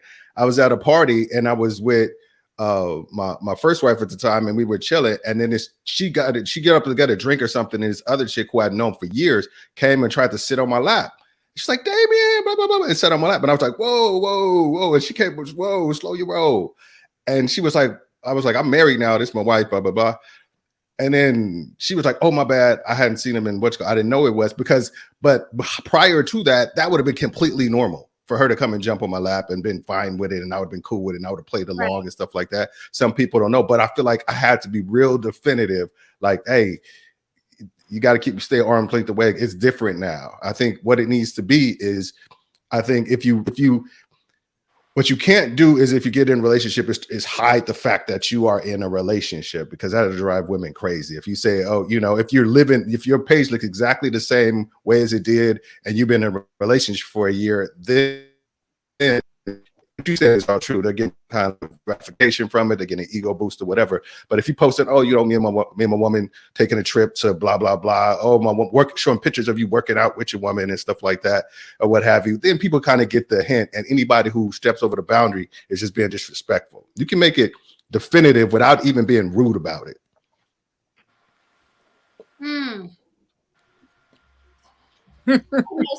How are you, No Saint? Hey, see, Jen wants rude. Jen wants you to just like do a suplex, jump off the Heisman. top He wants you to just be like, ugh. She wants to stiff arming chicks left and right. Down. Yeah, it's like I was in a Superfly snooker from the top of the ring. Yeah, and then I want you to take pictures of the dead bitch and post them. Like, look, there's the last bitch that tried to come between me and my wife. Yeah. Then you're gonna be talking to your boyfriend through glass, and you're gonna be all sad. Like, you gotta find a. And the funny thing is, find a middle ground. Yeah? Exactly. And then she gonna be out with another dude. Be like, you know what? Maybe I was up there. This may not work. You know. You know what? The middle ground. You don't know how to control your emotions. You got anger management issues. But you know what? Even the middle ground is tricky, right, Damien? Because you said you have to post and make it clear that this is my wife or this is my girlfriend. This is us working out. This is us eating. We're having fun. Bitches, right? They have a habit of, I don't want a man like yours. I want that one. Yeah. Right? So then they get like this jealousy thing, because I noticed, like, I've seen the DMs where I've been in relationships and they post to me, and all of a sudden, I mean, I could do an experiment. Steve, you and I should do an experiment. Seriously. We should both post, we should both post couple pictures, like me and Steve gonna be together, and just see. And just see what happens in the DMs. I guarantee I'll get DMs like, oh, that's your man now. Oh, so I can't blah, blah. And you, because your following is mostly women, you're going to get the same shit. Hey, look, COVID done changed some things. Like, times have changed. We talking about 2015, 2016. It's 2022 now. So things are a little bit different. So you think that wouldn't happen, or it's going to be worse or better? It's probably gonna be less for me. It'll be like 1/10 of what you receive for me. So, but Jen's gonna get a bunch more followers on her email, on her IG, right, and they're gonna be all female. I see this bitch. What she's talking about? You know, that's it's like even the middle ground. It's like, how the fuck do you even do the middle ground when you're working against everything that I researched? Escape from reality, enjoying a fantasy, a self-esteem boost. You know what I mean? Reinventing yourself. This is what people are online doing, right? And to go back to what you said, Damien, like, something really broke in me in a past relationship I had, where I was at a bar with my man. I'm sorry. He was there already. And he had like a female friend there, not with him at all, but she was just part of the production that was going on. And I walked in. Now, it was a situation where she didn't know that I'm with this guy now. And, you know, so I was sitting next to him. He didn't introduce us or anything. So then she was like, oh, I forgot to tell you something. So she ran over and like was whispering in his ear, like, and I was just sitting there seething, like fucking seething. So, you know, I looked at him and I'm like, if I give you that look, you better Jimmy Fly snooker. I'm giving you that look, motherfucker. Like, if I do it, it's going to be ugly. Okay. The Jada the Will look. Yeah. So, you know, and then she sits down or whatever, and she's like, you know, she's one of these girls, like, one of those girls.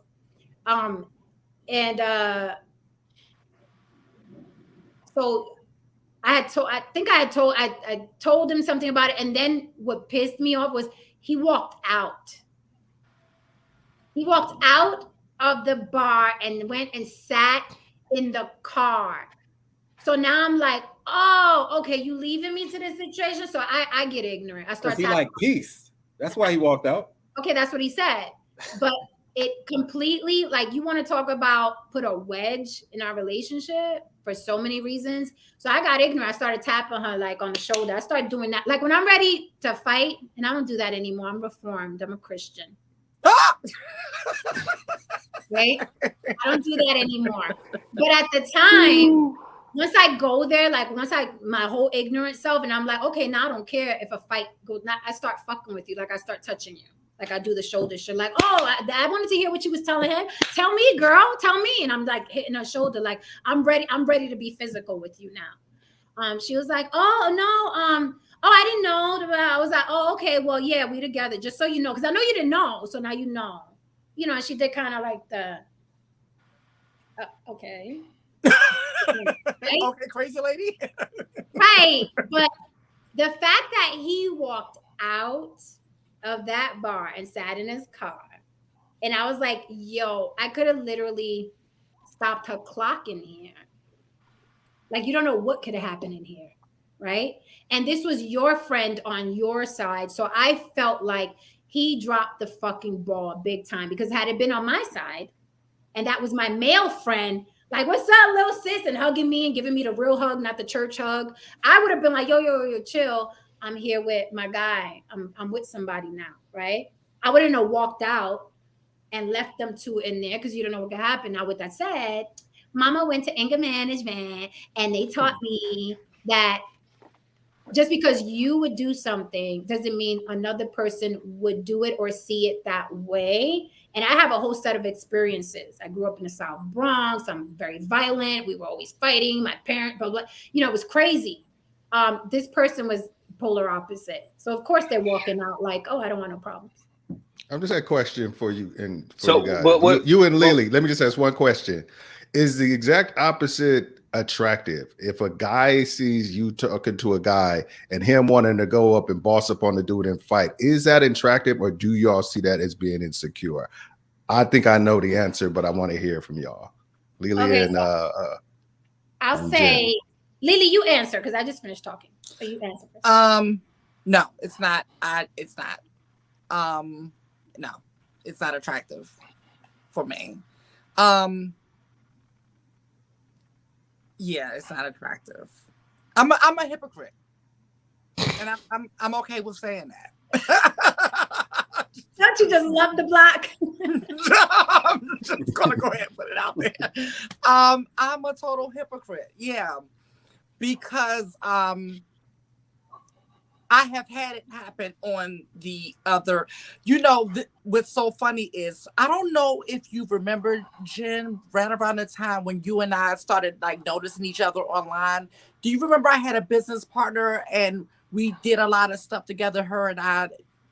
Neither here nor there, but I had a business partner. She was very attractive, and her and I had a brand together. And you know, you have to have the social media behind the brand and stuff like that. She's married, been married a long time, but her husband is that guy. Her husband is that guy. Her husband is the male version of you. Okay. Oh. And so one day he went out with us both, and he was like, you all get this much attention when you're out by yourself? And we were like, yeah, it's normal, you know. He was like, I didn't realize he was taking notes.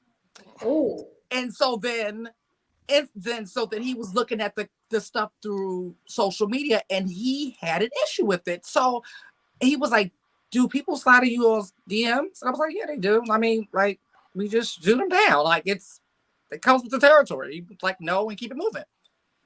And that did not sit well with him. So I thought I was getting a solution by saying, you know what? Here's the code to our social media so that you can have access to our DMs. Why did I do that? You know you're the fucked up, right? Yeah. Molly, you in danger. You know you're the fucked up. Molly was in danger. Next on Discovery ID. Right, because the next morning there was a dick pic in there. The very next morning. Dang. Yeah, that didn't go good. Wrong decision. Yeah. It was, that didn't go good at all. Yeah. Let me say this. And I'll say something in deference to the gin bar experience and the guy walking out. There is a valuation in setting and making your partner feel secure. And I'm not inferring anything about insecurity in relationship to that situation, but I feel like partnership has its responsibility when it comes to security. And I learned from a wise woman one day, lessons not learned in blood are soon forgotten. So when when I experienced me in somebody else, I started to realize, oh, I see how this feels. I was, because I'm very sociable, very interactive, and Captain Save a Hole, even if it's not my hole. And I'm that way because I don't believe in cheating. I think cheating is very slimy, and it's intentionally spiteful. And I believe that human beings are naturally monogamous, or they wouldn't have the cheat responsiveness. So it wouldn't even be in us to have that kind of offensive feeling to experience to that cheating with it. If cheating was just normal, like when you see in the animal kingdom, they just go around, they're just humping on each other. In their social construct, they're very comfortable with it. It's like, oh, okay. Unless there's a competing energy between the two alphas. But with us, when somebody has some sort of, we're always offended when somebody cheats. We're always just brokenhearted. There's a big, strong emotional context for the first time. Now, if it happens numbers of times, you built up layers, you have defense mechanisms, then some people are like, just whatever. But if you go back to your first cheating moment, the impact was devastating. And I believe that it's just natural for that to not be something that we should be doing as a human construct beyond any kind of religious ideology. With that being said, I experienced me in somebody else I was partnered up with, and I started to see how that felt. And I was like, wow, I get it now. And I get the valuation of setting these perimeters and these lines of demarcation so that you don't have to have that conversation, so that you don't have to create that atmosphere or those realms of doubt, because people are always going to do some form of assessment. So that was me, and that was my experience. So I did learn in blood, to say the least. So to answer, and I want to go back to what you said, Ish, to answer Damien's question from earlier, I don't like that shit. I don't like a guy going up and breaking somebody. I'm actually the woman that tries to avoid my man getting into shit because I know that could lead to death. Unless it's with a woman. Then you put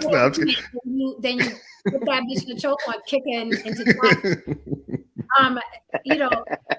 yeah, but like a guy like running up on another guy, like I'm very adamant about I set those boundaries with that person. I'm very adamant, like I'm rigid about it, which is what pisses me off when he's not rigid about it, because I'm rigid about it. I'm like, motherfucker, the situations I could have going on over here, and I'm closing myself off to these people and putting on the poker face so they don't handle me a certain way in front of you. Like I could be kiki too, right? So you fucking stop. But no, I don't like that. I don't like the fisticuffs unless the guy's blatantly disrespecting me or them things are scary to me. I don't want to see my man hurt or him hurting somebody. So I'm that girl that's like, wait a minute, wait, everybody, let's go outside. Take it outside. I'm that girl. So no.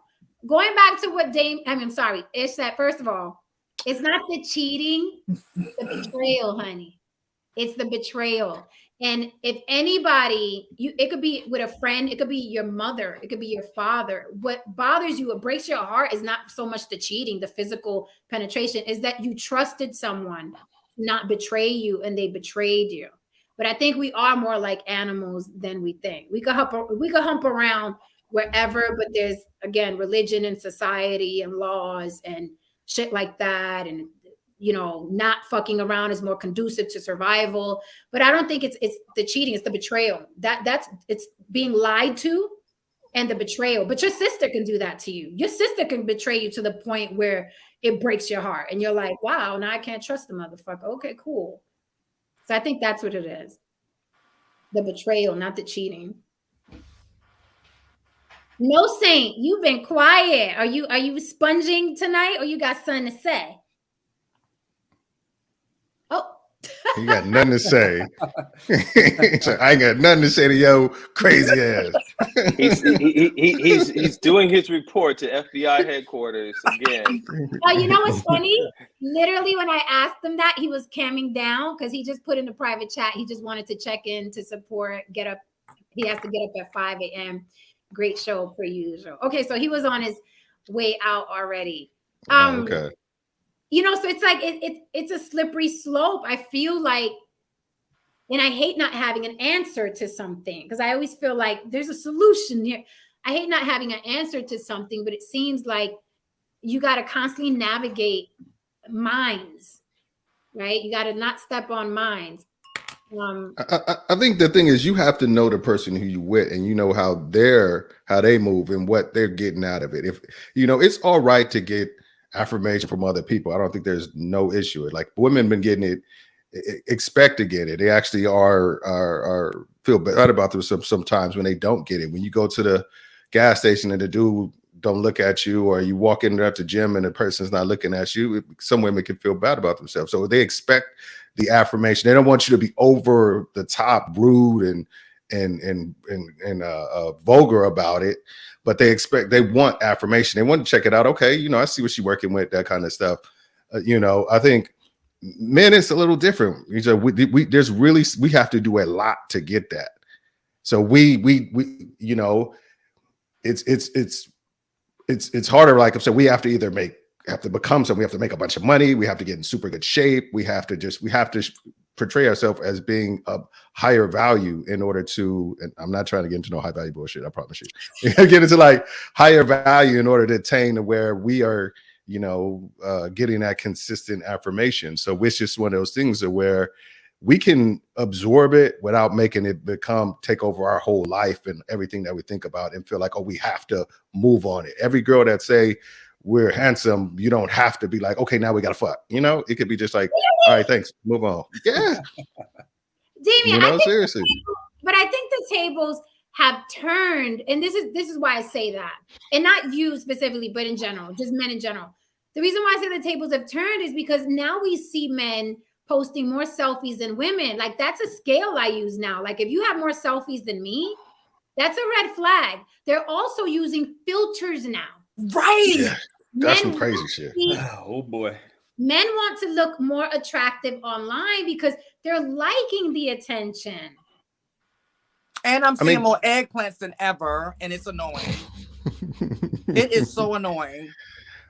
I mean, it's a easy way for you to get attention. It's just if you're not used to it, it's an easy way to get it in mass, as opposed to once every year. You can put a picture of yourself, you know, working out, and then you'll get, you know, 2,000 of them, or what have you, if you looking like something. And you get a higher volume of affirmation than you probably ever could have got in your entire life. So yeah, you know, does it feel good? I'm sure it does. It does, you know, but it's just like, it depends on what you do with that. If you're using it as justification to be an asshole, then there's something wrong with you. To be like, if you wasn't raised right, or you wasn't kind of like, you don't know how to compartmentalize that, then it can really fuck up a situation. Like, but you know, go ahead. These new women, they're so, they're like cavemen. The new women are like cavemen. They gonna go in that DM and drag out what they want. Like, you know, we talk a lot about the new woman, and they're here, and they're not sitting back coy waiting for you to pop in their DM. Like, they going in, and if they don't get a response, you're going to get a tit. You know, if they don't get a response, they're going to go a little bit further. Like this, but our DMs are way different than your DMs. And Steve, I'm sure you can like attest to this. Yeah. The women you're getting aren't the women who you probably would date or would actually what's called the vast majority. 80-90% of these women are women who have zero chance of hooking up with you. But in a woman's DM, there may be a really rich guy, there may be an athlete, there may be an actor in that DM who you would hook up with possibly. Is it? It's like right. Brittany Renner said, I got more checks in my DMs than Nike. That's true. Men can seriously make a post. Men, you can make a post online and say, you know, like, I ain't seen no titties in a while. It might be some titties that's gonna pop up in your DM, but it's not necessarily the titties that you want to see. National Geographic titties kinda gonna be in how it there. goes, like, you gonna get some. It's not like if a woman says it, she'll get flooded. You see how women are now? You see how women are now? I actually have a friend, and we have a joke because he was seeing somebody, and she's always sending him pictures of her tits, and we call her lazy tits because lazy. My titties are lazy.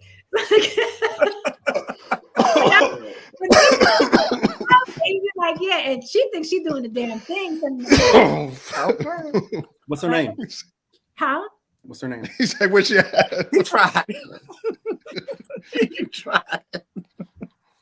Man. So let's answer this question. Jen, would you give up social media for marriage? Would we give up social media for our relationships? Would we say, you know what? You're right. This is more important. It's not worth the arguing. It's not worth the headache. I'm going to give this shit up. Like, yeah, there's some things that I did with it that were beneficial to me, but I'm giving it up. It's about me and you, babe. Okay. I'm going to let them answer first. I've thought about this many times. I really have. I've thought about this many times because it's played an issue in guys trying to date me.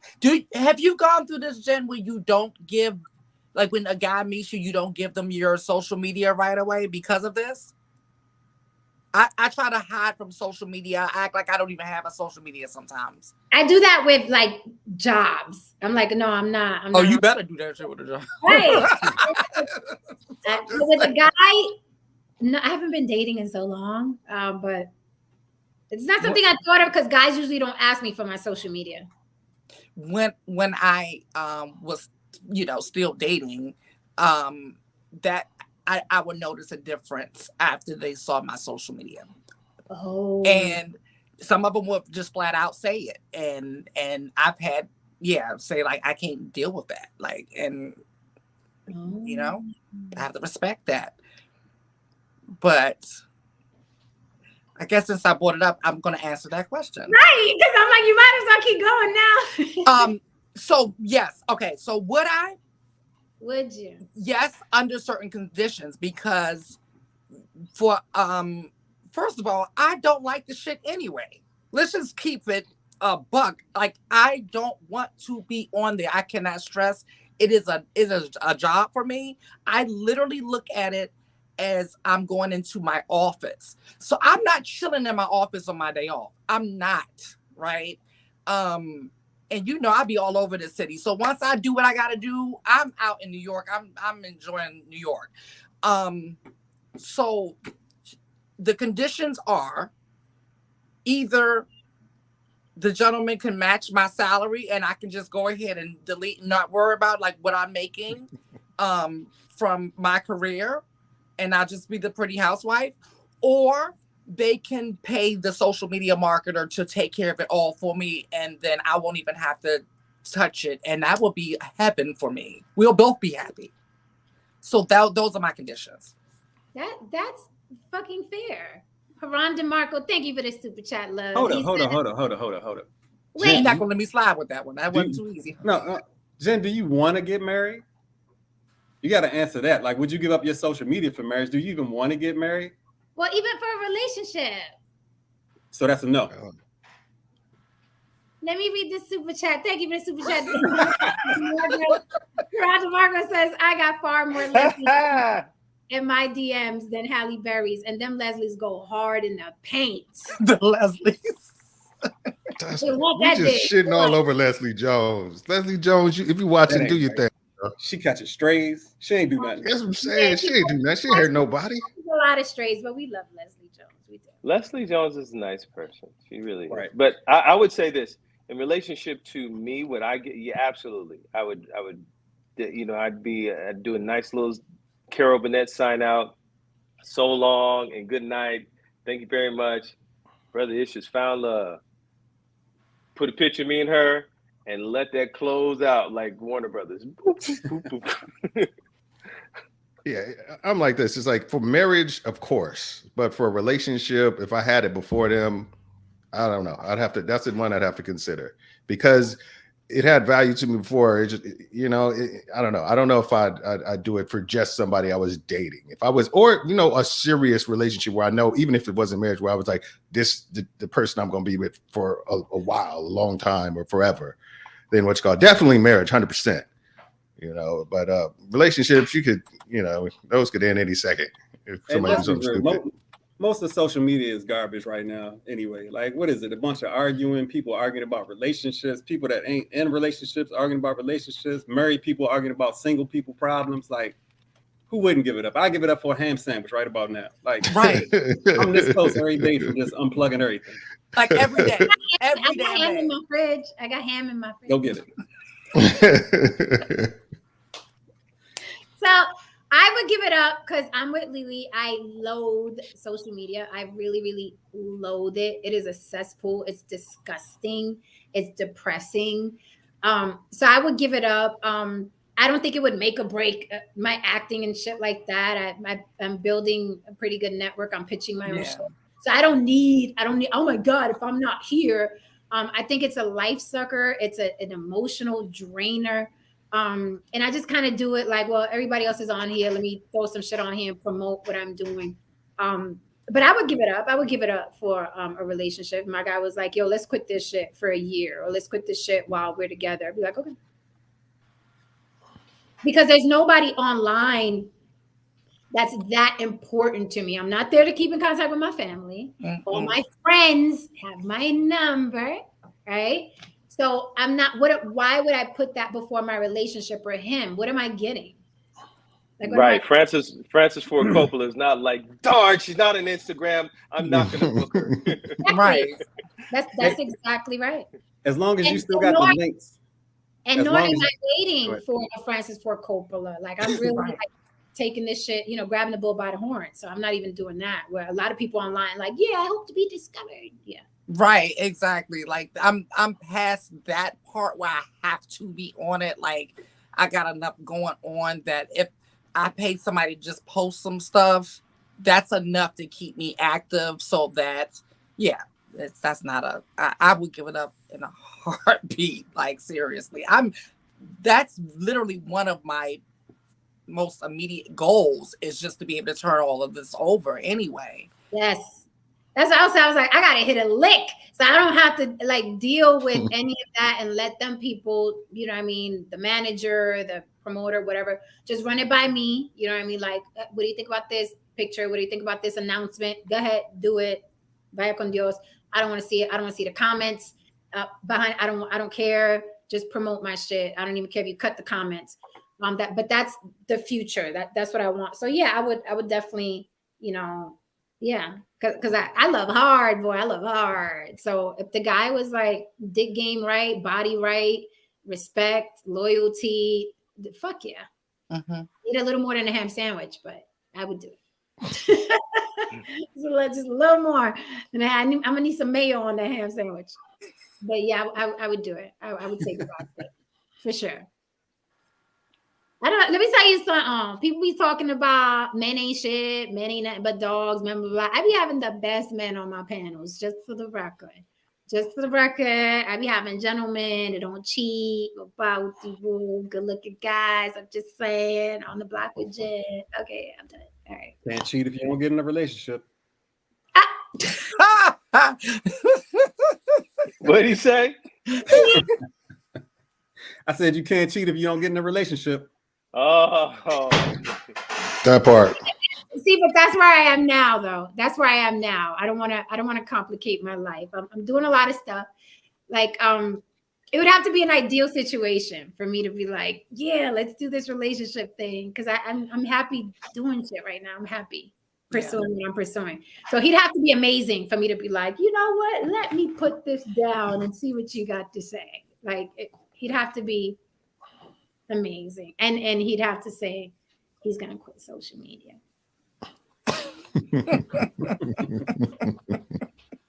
I can't deal. The bitches are vicious, boy. Bitches are vicious. They're vicious.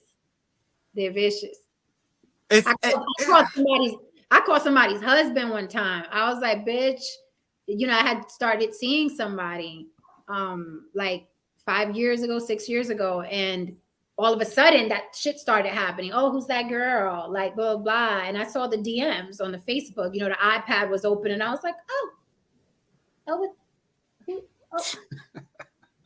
Rookies.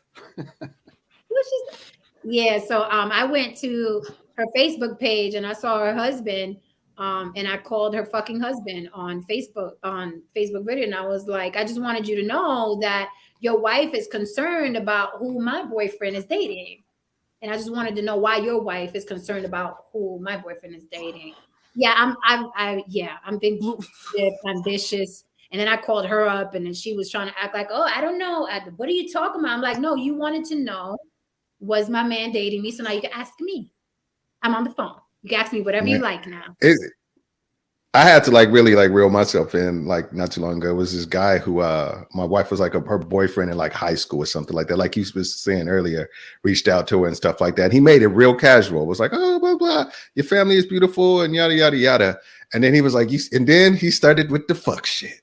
He was like, oh, you really maintained your shape well. And how often do you work out? And this kind of shit. And then he hit her with the pièce de resistance.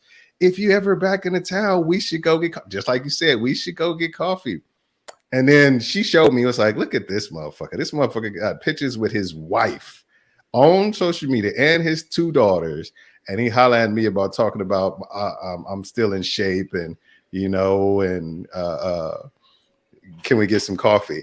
And I was like, she was like, I'm telling you this just in case anything, what you call that I'm letting you know up front, and I'm showing you all the things that I did. I was like, so you don't have to do that. I trust that you handled it or whatever. I was like, you handled it. She was like, is there anything more you want me to do with this? I was like, looks like you handle it, but behind the back, I like went on do a thing, and I was like, I'm about to like, I was like, should I email this motherfucker's wife? Like a screenshot and he sent it to his wife. I was like, I ain't gonna do that. I ain't gonna do that. Oh, Damien would have been tried to like, it'd have been like, you know, charred earth, you know, would have been like, I'm blowing his whole life up. Nah, tell her to go get the coffee. Tell her to go get the coffee. Then tell her to say that she behind on her car payment or y'all behind on the mortgage or something like that. No, man. No, I ain't gonna let another man think I'm not handling mine. Come on. Hey, then y'all take a trip. You ain't worried about what he's thinking. Y'all take a trip to the Bahamas. I'm like, my wife don't need nothing from you ever. ever. And she knows that. I want you to be Woody Harrelson and Robert Redford in that situation. Remember that movie? Man. No, what's called that? I was close. I was close to like because emailing his wife on some, you know, check what your man is doing, and then just leave it at that. And then I was just like, nah. I can get real evil. I'll start a whole fucking relationship with your husband, bitch, online. Like I am not that. I'm very convincing. I'm not the one. I'm not the one. Like, don't fuck with me, my man, my money, my children, my friends. Don't fuck with me. Don't fuck with nobody. Don't fuck with me. But Jen, I called her. What you need is you need an instructional manual that just needs to be written out step by step. The things that you don't do. The book of Jen, exactly. Like that's your religion. That's the religion. If you want Jen as the God in your life, then you need to follow her Bible. Sign me up. Well, let me ask you guys something on the heels of what Damien said, because I've done that. I'm very superty duperty transparent, and I like telling my man, like, yo, your man. I was just about to ask this. Your man's was trying to holler, or your man's is complimenting me a lot, or this guy, I know you know this guy. And I always hear the same thing, like men are like, oh, you ain't got to tell me that, just, you ain't got to tell me that, just handle it. So y'all don't want to fucking know that your boy is a dog? Do y'all really mean that shit, or y'all want to know? Yeah, how transparent is too transparent? Is it? You want to know? I want to know, but I still want to see you handle it, because then I want to be able to walk back into the room and look him in the eye, like, yeah, I know you tried to holler at my woman, but you see she's in line with the squad, and it's not you. So stop with your bullshit, bro. I know you a bum. Just to keep your bum stuff over there. You see this house is tight here. You tried your thing. All right, let's keep it pushing. So you're not gonna say nothing, no? I say you pull up and just be like, hey, let us all go get coffee. We gonna come get some coffee. I'm thirsty. Let's go. I wouldn't do that. I would do mine is more. It's more Michael Corleone, the subtle look, and it's already been handled kind of scenario. That's that whole confrontational. I'm just not good for that. It's like, because if it does go sideways and she's there, I gotta go to the next level, and we're not cool anymore ever. I told you about the situation where this dude I was kicking it with slid my ex-wife the business card and tried to front like he was trying to give it to her two homegirls. He was like, oh, she used to hang with these two twins. He was trying to give it to her. And she called me like, while they were in the same spot, like, why'd you do just hand me his business card on some bullshit? And I called him. I said, look, I know how you move. You know how I move. It was like, so don't pull this shit again. But the petty me was still there. So I went after his chick, and, and what you call it, and we did a sneak thing for like a month or so, just so he know, like, dude, you don't want to do it with me. You do not want to go. This will not turn out well for you if you try this shit again. Like, we are not the same, so don't do this. And I had no issues after that ever again. Don Levon, I would have done what? Don Levon said Jen would have done it. What I would have done, Don Levon? One time I was at my man's house and his boy was there, whatever. And then my man had to go do something outside. I think he went to grab like the food. And then his friend was like, oh, you smoke? And I'm like, why your voice changed? I'm like, as soon as my man walked out, I'm like, he's like, oh, you smoke or whatever. He was rolling out. I was like, why your voice changed? I was like, so, I was like, so yeah, I told them, but I don't know if men want to know, if they just want us to handle it and they don't want to know. I want to fucking know everything. I want to know everything, okay? Because I don't like being in the room and feeling like a sucker. No, full disclosure is I think imperative. I think if you don't share that kind of information, then you're suppressing it intentionally for a reason. To keep it in your back pocket, a note to self, or if this man ever gets out of line, that you're going to go and pay him a visit. So yeah, full disclosure is everything. Going back to me personally, I would want to know. Now, let me say this, going back to the subject at hand regarding social media.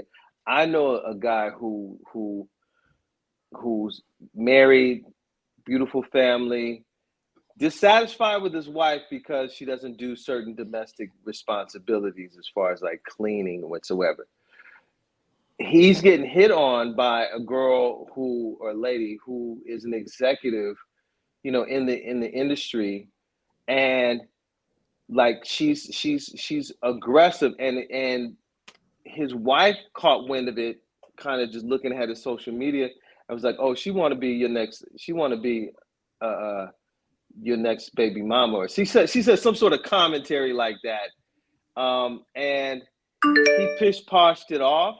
But he was actually really kind of curiosity looking over the fence because he was just dissatisfied with his wife. I'm like, and I used to always tell him, I'm like, bro, you're not gonna have everything. You're not gonna have like Betty Crocker in the kitchen.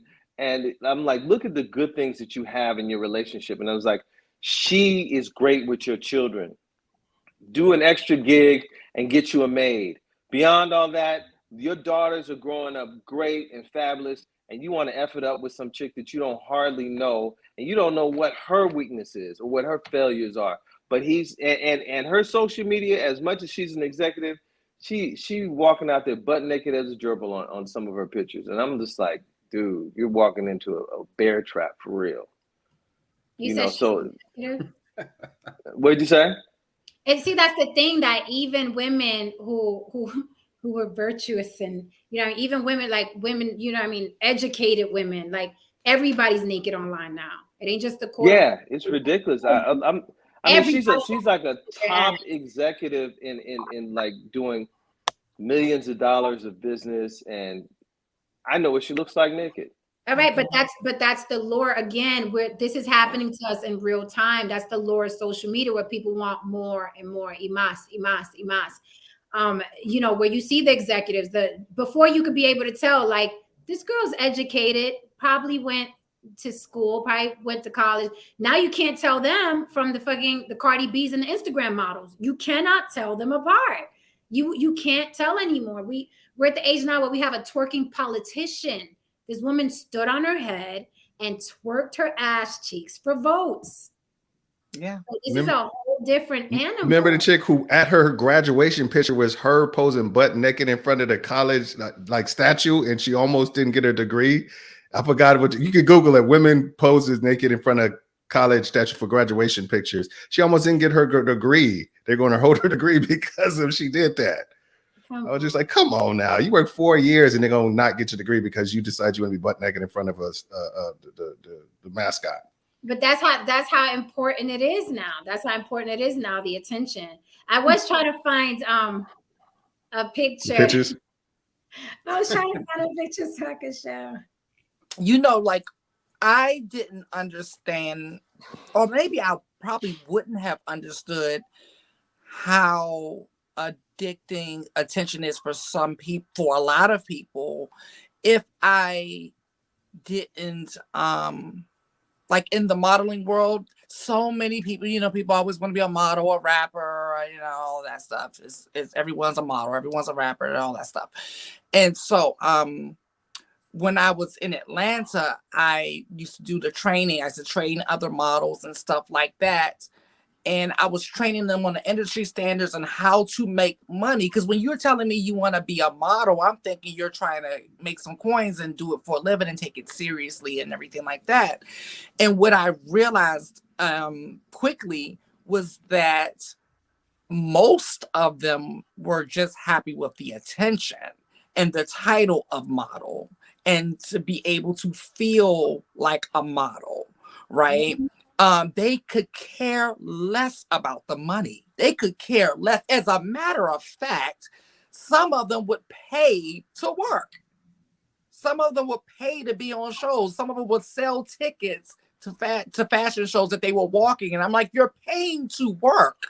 That doesn't make sense. But the attention was that important to them, you know. And they actually, you know, when I started early, you know, a lot of women that are like that make it hard for the rest of us to ask for what it is that we're worth, because they know that, well, I can get 5 pretty bitches in here with their ass out, and you know, they'll do it for no money because they want to be next to this rapper or they want to be next to this singer. That's happened to me before in the industry, where it's like there's, you know, these big wigs, right? I've been on music video sets and it's like, well, no, she'll do it for free. She'll stay the whole 12 hours. And I was like, well, you got to pay me past a certain hour, you know? So they want the attention. They want to be that girl next to the celebrity. Yeah. If you've never had it, it's something that is women will go to the ends of the earth to get, and it's status when it comes to men. If you've never had any type of status, men will go to the ends of the earth to get it. It's because they see an opportunity to get something they never had. So they go over the top with trying to obtain it and maintain it, doing more than oh, I'm in tight jeans. Oh, that's not doing it. Now I'm in the thong. I'm not in thong. Okay, now I'm in pasties. You know, it's like you got to keep moving the bar, because you got it's like it's chasing the dragon. You got to maintain that status. You'll see all these Instagram chicks who throw the word model behind the IG, so it gives them some feel like they're really doing some shit. They going further and further into like wild shit on their Instagram. I mean, it's just like first it was First, it was just like them just posting themselves in tight clothes. Then they got to have almost no clothes. Right. That's an excellent point. And that's why, you know, when I've been in situations with guys are like, well, this guy's saying this to you and this, I'm like, that's been my whole life. And not to sound like an asshole, but if you're an attractive person or have an attractive personality, that's been me since elementary school. Like when I was 8, I would walk by the yard and people would be like, Janesia. So when you're used to that, like this is like more of the same. It's right. Like, right. And I view myself like as a product. How can I sell this product to get to this, you know what I mean, to this goal? I'm not on there like, I hope the guys really, really like me. I already know the guys like me. And I was like, now let's sell this product. And I manage myself, right? I manage myself. So I'm not looking at it like, yeah, I've never got this attention before, but now I got a BBL and now the guy's looking, right? So that's another reason why it would be easy for me to give it up, because I'm like, I get this response wherever I go. So I don't need Facebook to get this response. I'm trying to pull up. There's more half-naked realtors on IG than I ever would thought that ever happened. I mean, seriously, half-naked realtors. I'm like that what? with the people with OnlyFans, right? What happens is they start out, because OnlyFans is a form of sex work, right? And we love all the people, right?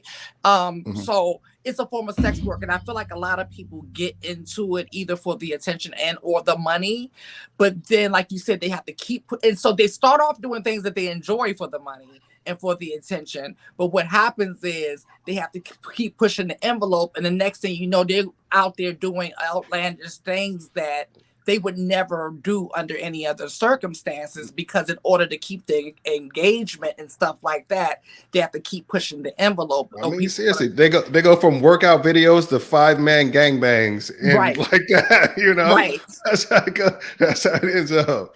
Yeah, it's crazy. It's crazy. I found some pictures. Ooh, right. back. I'm trying to see what year it is. Oh yeah, I had it bad for them 3 days. You found our old pics? 2015. Okay. 2015.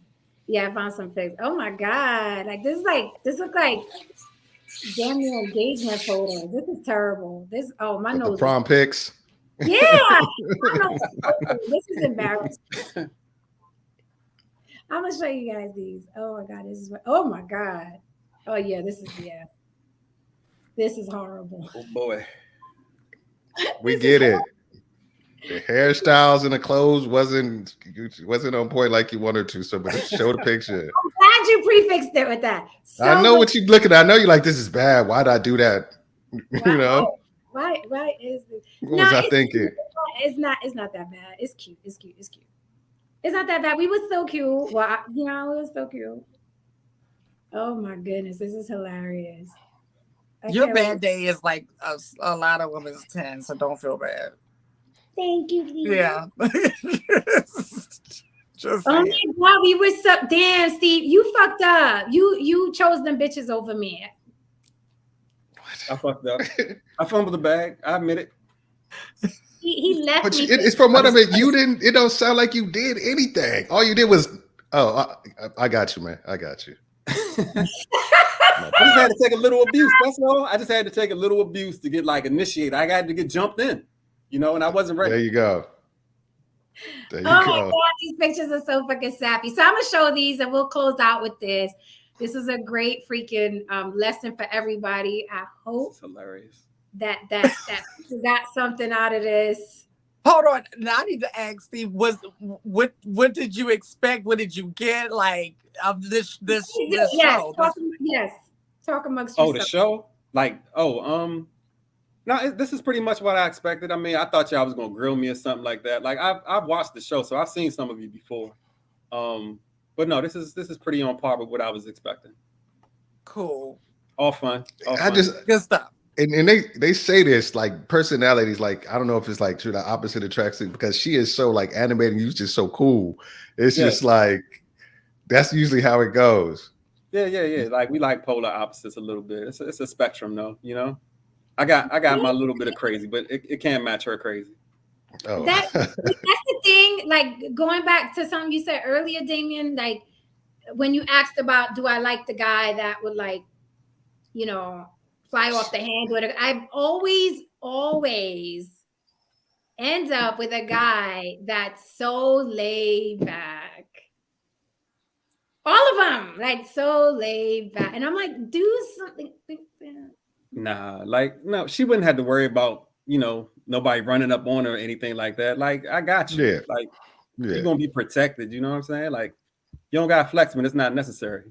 But some women grow up with where the only protection they know is through violence. Like some women I'm used to dudes who can talk themselves out of situations. Right. Yeah, they can just like, things. Yeah, I definitely don't need that. I don't need the guy that's like, I'm fucking everybody. No, that shit makes I gotta, how it was on the 5 Harbor, every night I gotta fight to prove my love, Right. Nah, I ain't trying to be like Megan on Key and Peele. Nah. Yeah.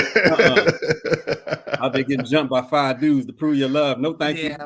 That's not sexy. That type of shit makes me nervous. Like even if it's a friend, it don't got to be my man. Even if it's a friend, I'm like, I don't know. Listen, I done seen a lot of death. I done seen a lot. I'm like, no. All right, so let me show y'all these pictures. I was gonna say, because Jen is sitting there trying to find the perfect picture where she looks. Just show the picture. No, I had to search his name in my email. Then I have to download the pictures from the email, and then I have to load them. Then I have to email it to myself at Gmail so I could post them up here. It's a process. Okay. I thought you was gonna go low tech and just put it up to the screen and be like, here it is. I could do that too. No. Put it up. Do what you're doing. Share the screen. Hey, I wanted to make this one additional point though. In relationship to how things can go very sideways. I know in the nation, it's like the brothers are so protective of their wives, and even in a courtship, that marriage and relationships are so revered and pushed in the nation that if somebody does some sort of like grimy, heinous thing, they are disliked throughout the entire brotherhood. And then you're also, I know where it's gone very extremely physical, where folks have just literally died like at the drop of a hat. Where it's like you approached my woman the wrong, boop, boop, boop, boop, bam. Next thing you know, it's like, wow, didn't expect that to happen. And right. And I've seen that happen. That's why I don't play with that. Like I don't. I'd have to be. It has to be like life. I'm not just gonna. Oh, honey, go talk to him because I feel disrespected. I don't play that. I don't even hang out with those girls who do that because they scare me. Like, because they can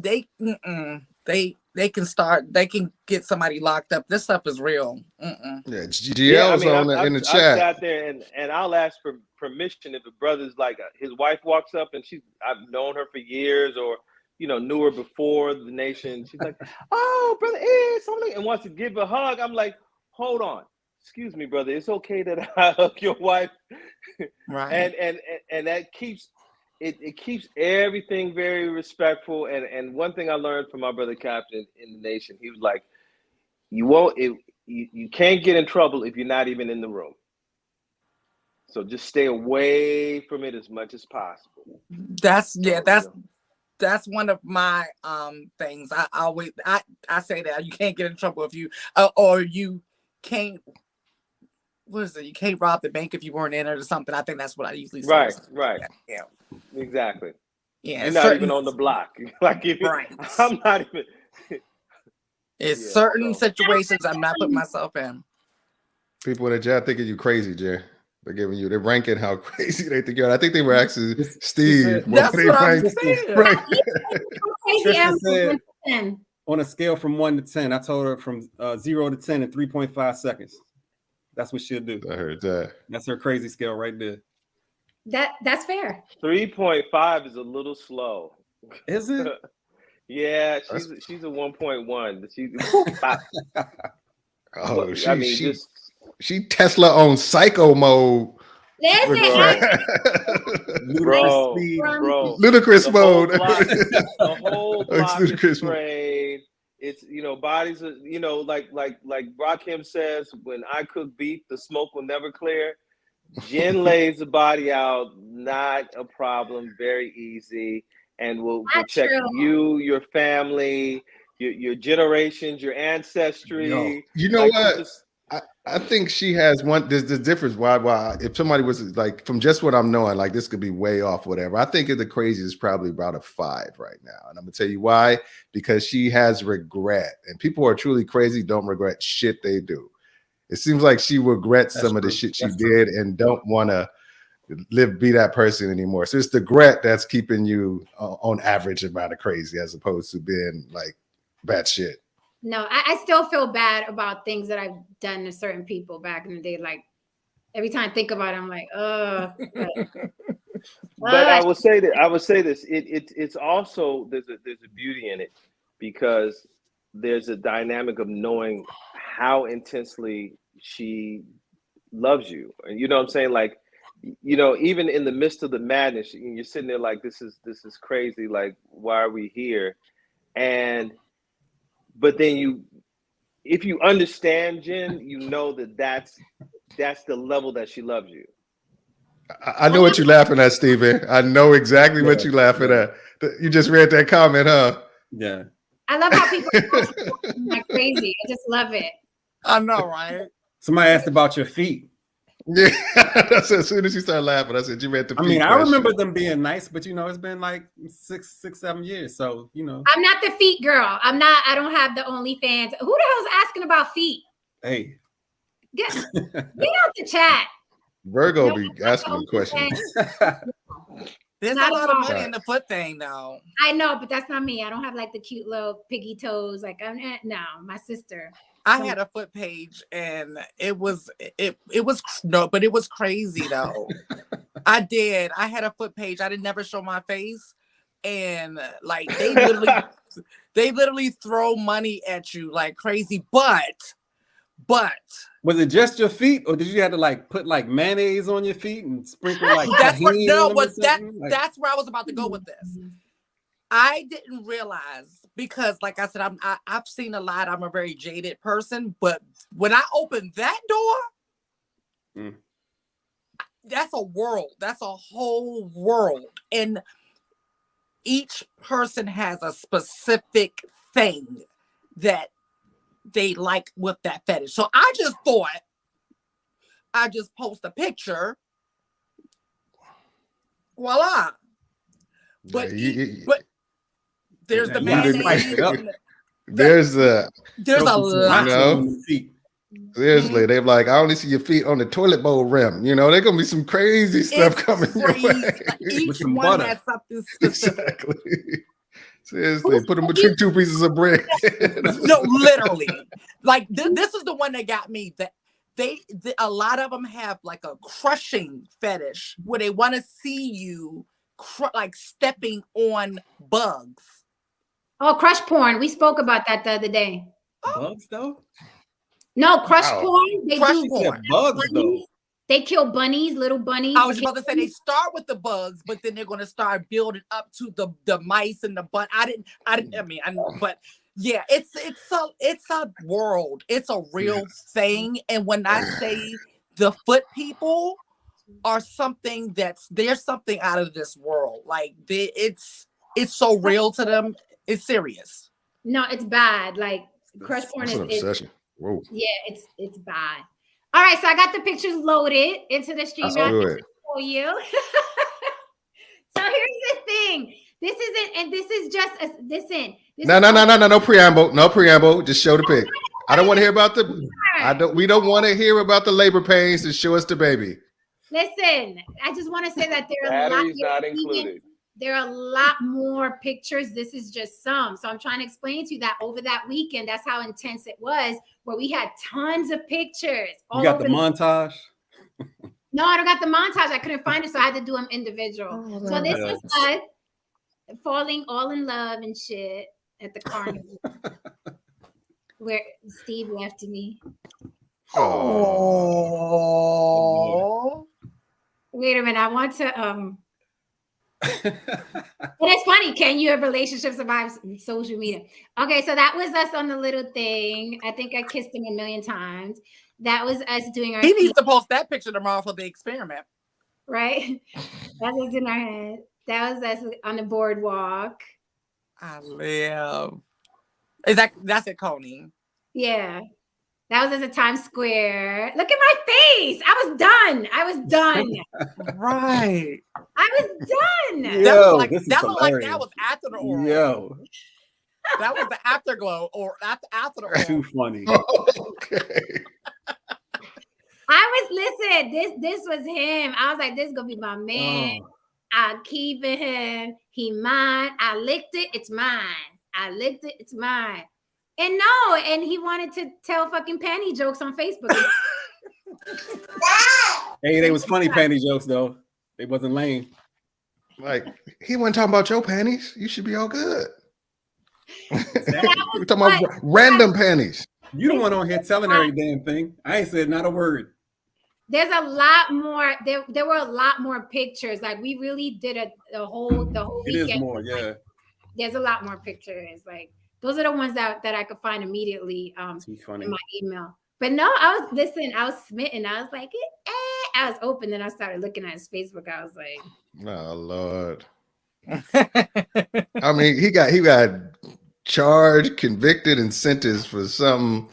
He didn't even know what the crime was. I ain't never seen them panties. I met somebody. Well, I didn't meet them, but a friend of a friend at Christmas. Lie to you not, can't make this up. I thought he was joking, but his best friend had to like interject and say, no, he's dead ass serious. So this guy, he said dead ass. He's broken up with people if he has a dream that they did something wrong. oh wow, that's intense. I couldn't help myself. I said, have you tried therapy? He want to be single. Okay, just say you want to be single. Like, I couldn't understand that he was dead ass. He said if he has a dream that they did something wrong, he will break up with them. He said he has had whole arguments with exes over dreams.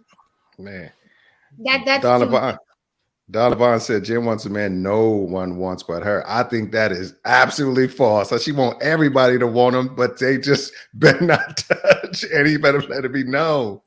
I told you what my dream relationship was. I told y'all. I said the movie Inception, when they were at the last level and it was just her and was it Leonardo and no one else was on the planet. That's my dream relationship. Me and him, and no one else exists. But me and him, there's nobody on the planet. Like episode of Twilight Zone, I'd be so happy. I'd be like, yeah, baby. But don't it make you feel better for him to be, like you said, Heisman and them chicks, as opposed to like the temptation is never there? It just wouldn't it feel better to be like, oh, my man gonna stiff arm these bitches if they try to holler at him, as opposed to there's no temptation whatsoever. You can be on the island, but would you rather him be just constantly, well, not constantly, but like showing you, like, hey, these bitches don't mean shit to me. You know, you what's up? I can answer that question for you. It's better to be on the island and just watch TV, and he better not watch the wrong channel. Yeah, see, I'd rather him and I just stranded on a deserted island and we could learn to make coconut shit. Tristan, no, Tristan. I've read the manual. I know it by heart. So the chat is starting a crusade to get you all like linked back in, like, you know, there's because you see Steven's a good dude. Why would they want him running into that burning building? Yeah, he is. But I think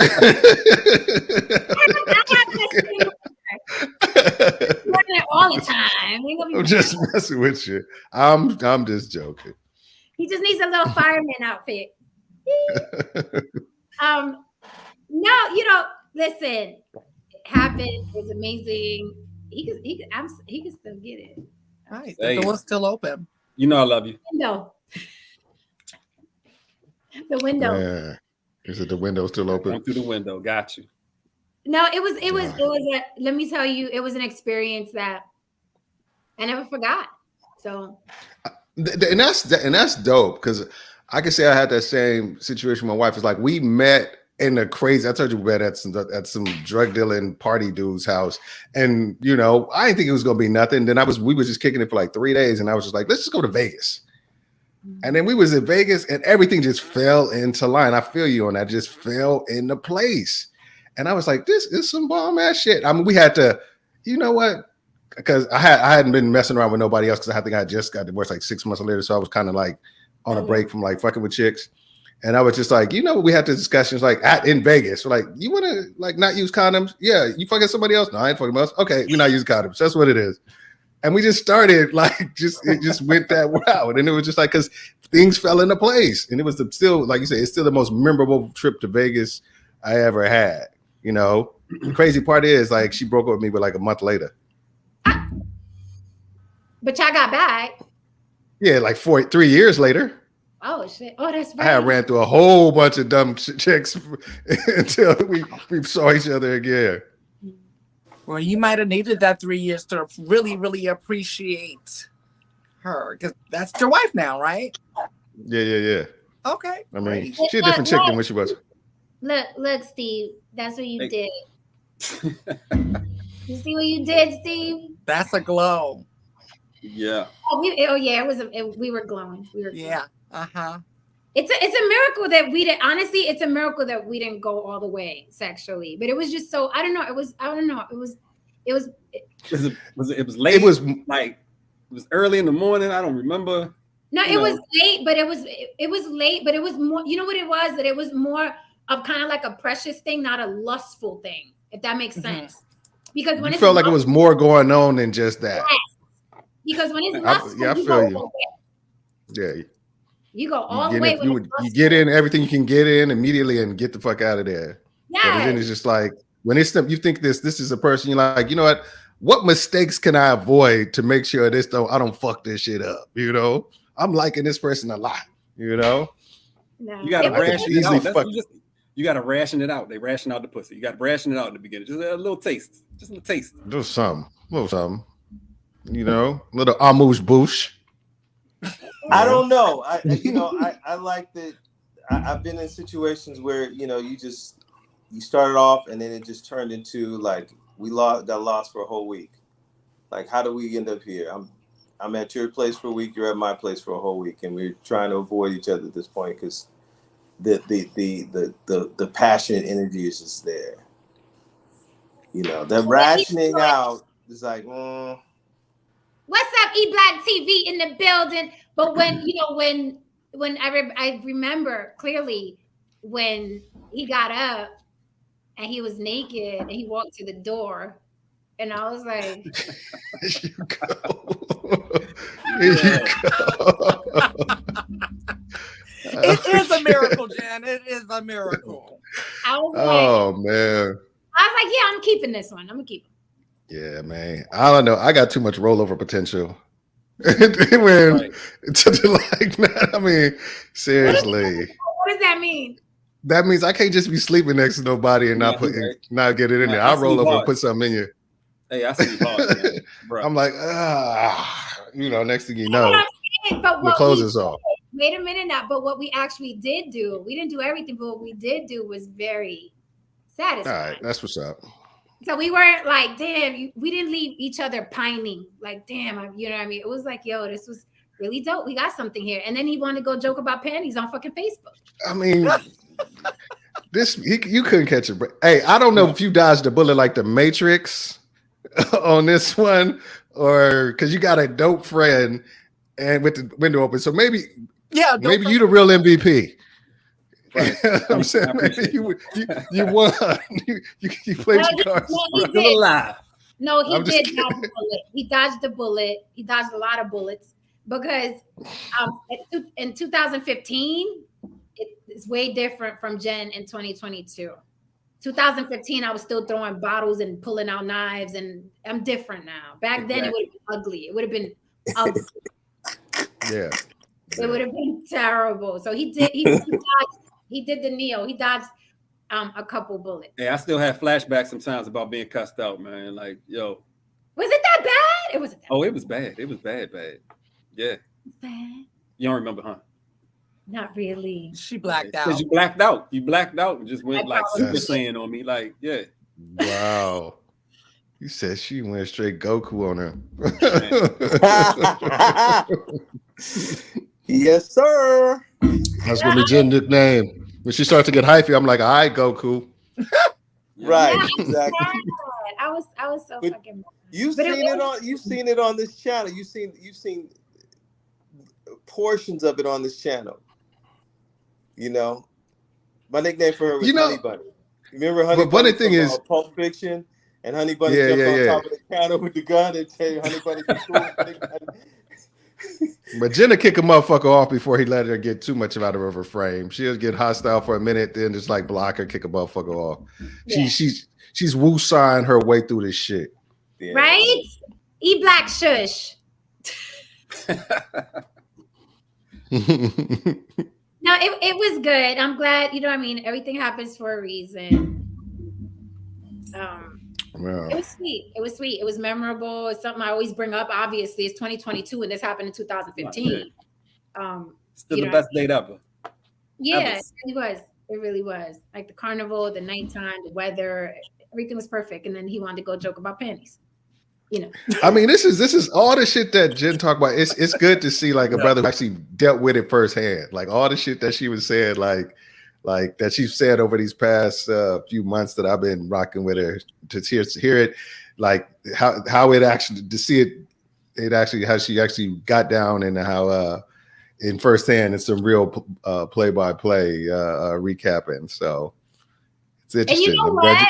I say that this. came up. Listen, I've struggled with it. Like I've really struggled with.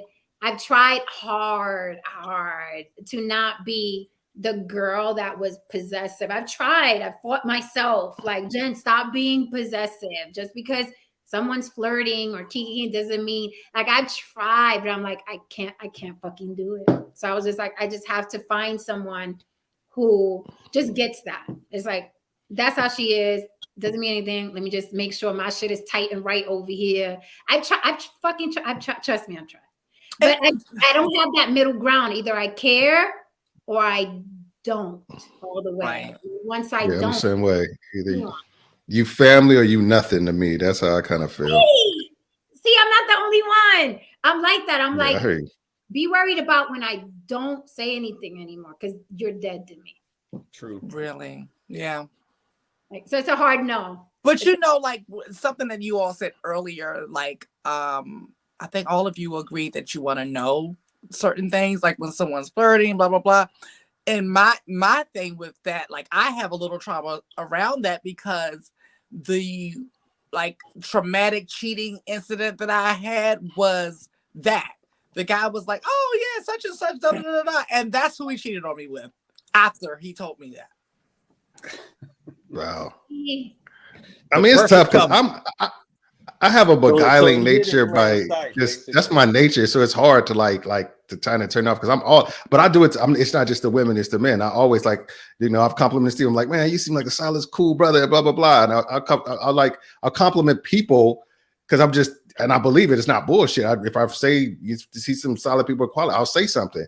And a lot of people can take it as, oh, he's flirting, or especially if I'm doing it for women, like, oh my, you know, you're smart, you're intelligent, you know, blah, blah, blah, you know, and it just, you can take it as flirting. And I think you got to kind of, that's just some people nature that's like that. And I'm in sales. So I got to like, that's another reason seduce everybody. That's why I'm another reason why I'm a super hawk about it, because women will take a joke you said and turn it into something else. Like, oh, her man was blah, blah, blah. And meanwhile, my man just said a joke. You know what I mean? So I'm like, look, I'm a misanthropist. I hate people. I hate human beings. I just want me and my man on the planet by yourself. You got it. Yes. There you go. All right, guys. So this was fun and revealing. I enjoyed. Steve was such a good sport. You guys, I told you it wasn't gonna be that bad, Steve. Do you have any more questions for Steve at all? Class, chat, panel? Yeah, now you know the ins and outs of it. Steve, just get a t-shirt that says "I'm a survivor." Oh yeah, that'll work. You survived the Gen experience. It wasn't that bad. It was one curse out night. Jen, we didn't go back. Jen, you're a wonderful human being, honestly. You know, and you're even a better partner. So you know you're dope. So it's just, you know, you're not bad. You just love very intense, and people just have to understand that. I know. I'm still look.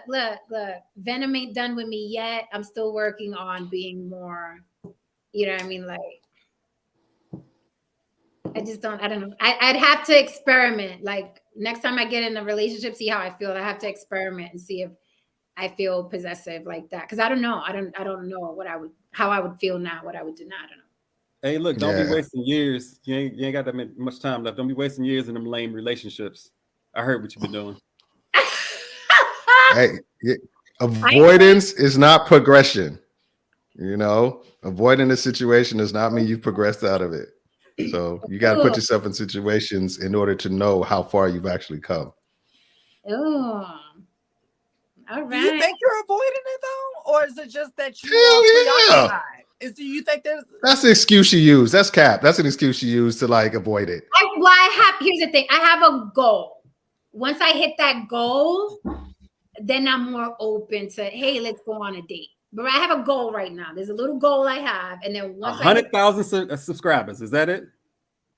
I'm about to create some bot accounts right now. Hold up. I have a goal. I have a goal I'm staying focused for. And then once I hit that, I will feel really comfortable opening myself up to like, hey, let's date. Because I men are cool. Men are cool to hang out with. Men are cool. You have dicks and shit, and like men are cool. I want I want to, you know what I mean? Let me get to where I'm going, and then I'll be like, hey, I'll feel more relaxed too. Because right now, if I was in a relationship, I'd be thinking about that goal. And I'm like, God, but he wants some head right now. But I really want, I got to get back home so I could get to this goal, right? Right. That's all it is. When I get there, I'm gonna, Steve, you getting flued out. Oh, all right. As long as it ain't like Southwest. Oh yeah. Hear it. I'm just kidding, everybody. Calm down. I did want to answer this before we leave. This could be our last question. I was trying to do 2 hours, but here we are. We always do it. Glenn Lawrence said, here's a question. Have couples been desensitized to their interactions with others on social media? Are women not as mad anymore if they find their guy paying for OnlyFans? Are we desensitized to the interactions on social media? I'm fucking not desensitized. Hell nah. No. And I can speak for my wife. If she found me like I had a social media account, she would lose her shit.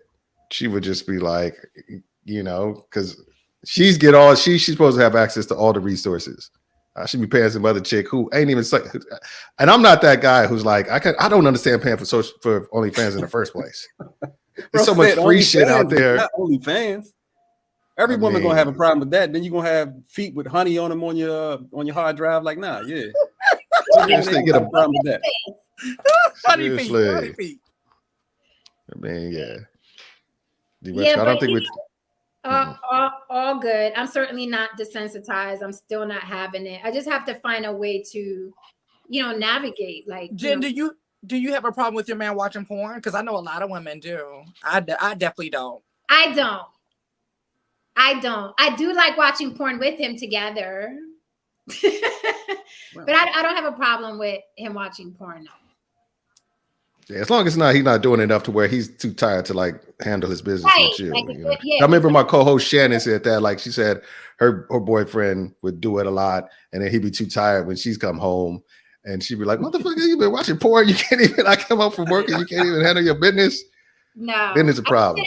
That's an addiction right there.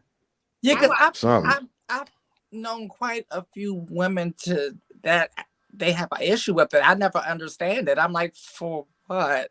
I mean, right? I don't understand. Don't even have names after that. Yeah, you know. It ain't Keisha from round the way. Let me say this. Thank you, Don Levon. Thank you. Okay, because this is the only fucking way. Don Levon said, Jen, if you allow yourself to meet the right guy, he will help you with your goals. That's my love language now. If I meet a guy, he's like, what are your plans? What are your goals? I can help you get there faster. So you're not thinking about that, and we can get our fucking vacation on. That is the only way I would indulge in a relationship at this point. All you got to do is invest in this crypto. I got you. So since I don't have that in my midst or my environment, I'm like, let me just do this on my own. But if I met a guy and he's like, what the fuck? Like the guy I told you about before, he's like, what I got to do so you don't get stressed no more, right? If I had that, then it's like, hey, let's be boyfriend, girlfriend. But since I don't have that and I don't want to waste time looking for that, I'm like, let me get to my goal. And then I'll be like, hey, what that mouth do again? I forgot. Oh. Y'all crazy. Yeah. All right, guys. So we're out. So that's it. Steve, thank you for being a good sport. You're Hey, amazing. POP in Maryland. What's up, man?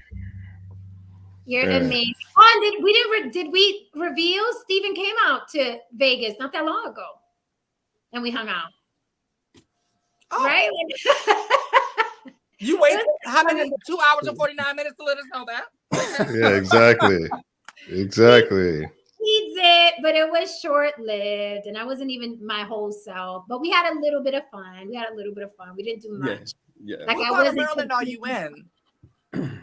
I'm in PG County. I'm in what they call the DMV. My mom lives in Upper Marlboro. I'm from DC. That's why I asked. Okay, My yeah, mom down the lives in street. Upper Marlboro. Yeah. My mom lives in Upper Marlboro too. Oh, wow. Okay, we all family up here. Right. All right, guys. So this was fun. Anything It else was. before we go? It was fun, right? It was fun. Yeah. It was. It was very enlightening. Don't Always forget a good my birthday, Thursday. I'm going to do right here live birthday/talent show. So if you're listening to me, if you're a rapper, singer, actor, poet, if you have a quirky talent, if you not have a friend that does, they can get 2 minutes on my birthday on the show live. So that should be interesting. No cucumbers. Okay. No cucumbers. I don't want to see what you could do with a cucumber. Lily, be nice. You're like, or do you? Or do you? Lily, be nice. I'm just making things clear. You have to make things clear these days. So you already know you got the foot program going, and now you're talking vegetables. Slow down, soldier. Slow down. Hey, Lily, we will take a foot. You can show us on OnlyFans. I'm retired. Be like, seriously.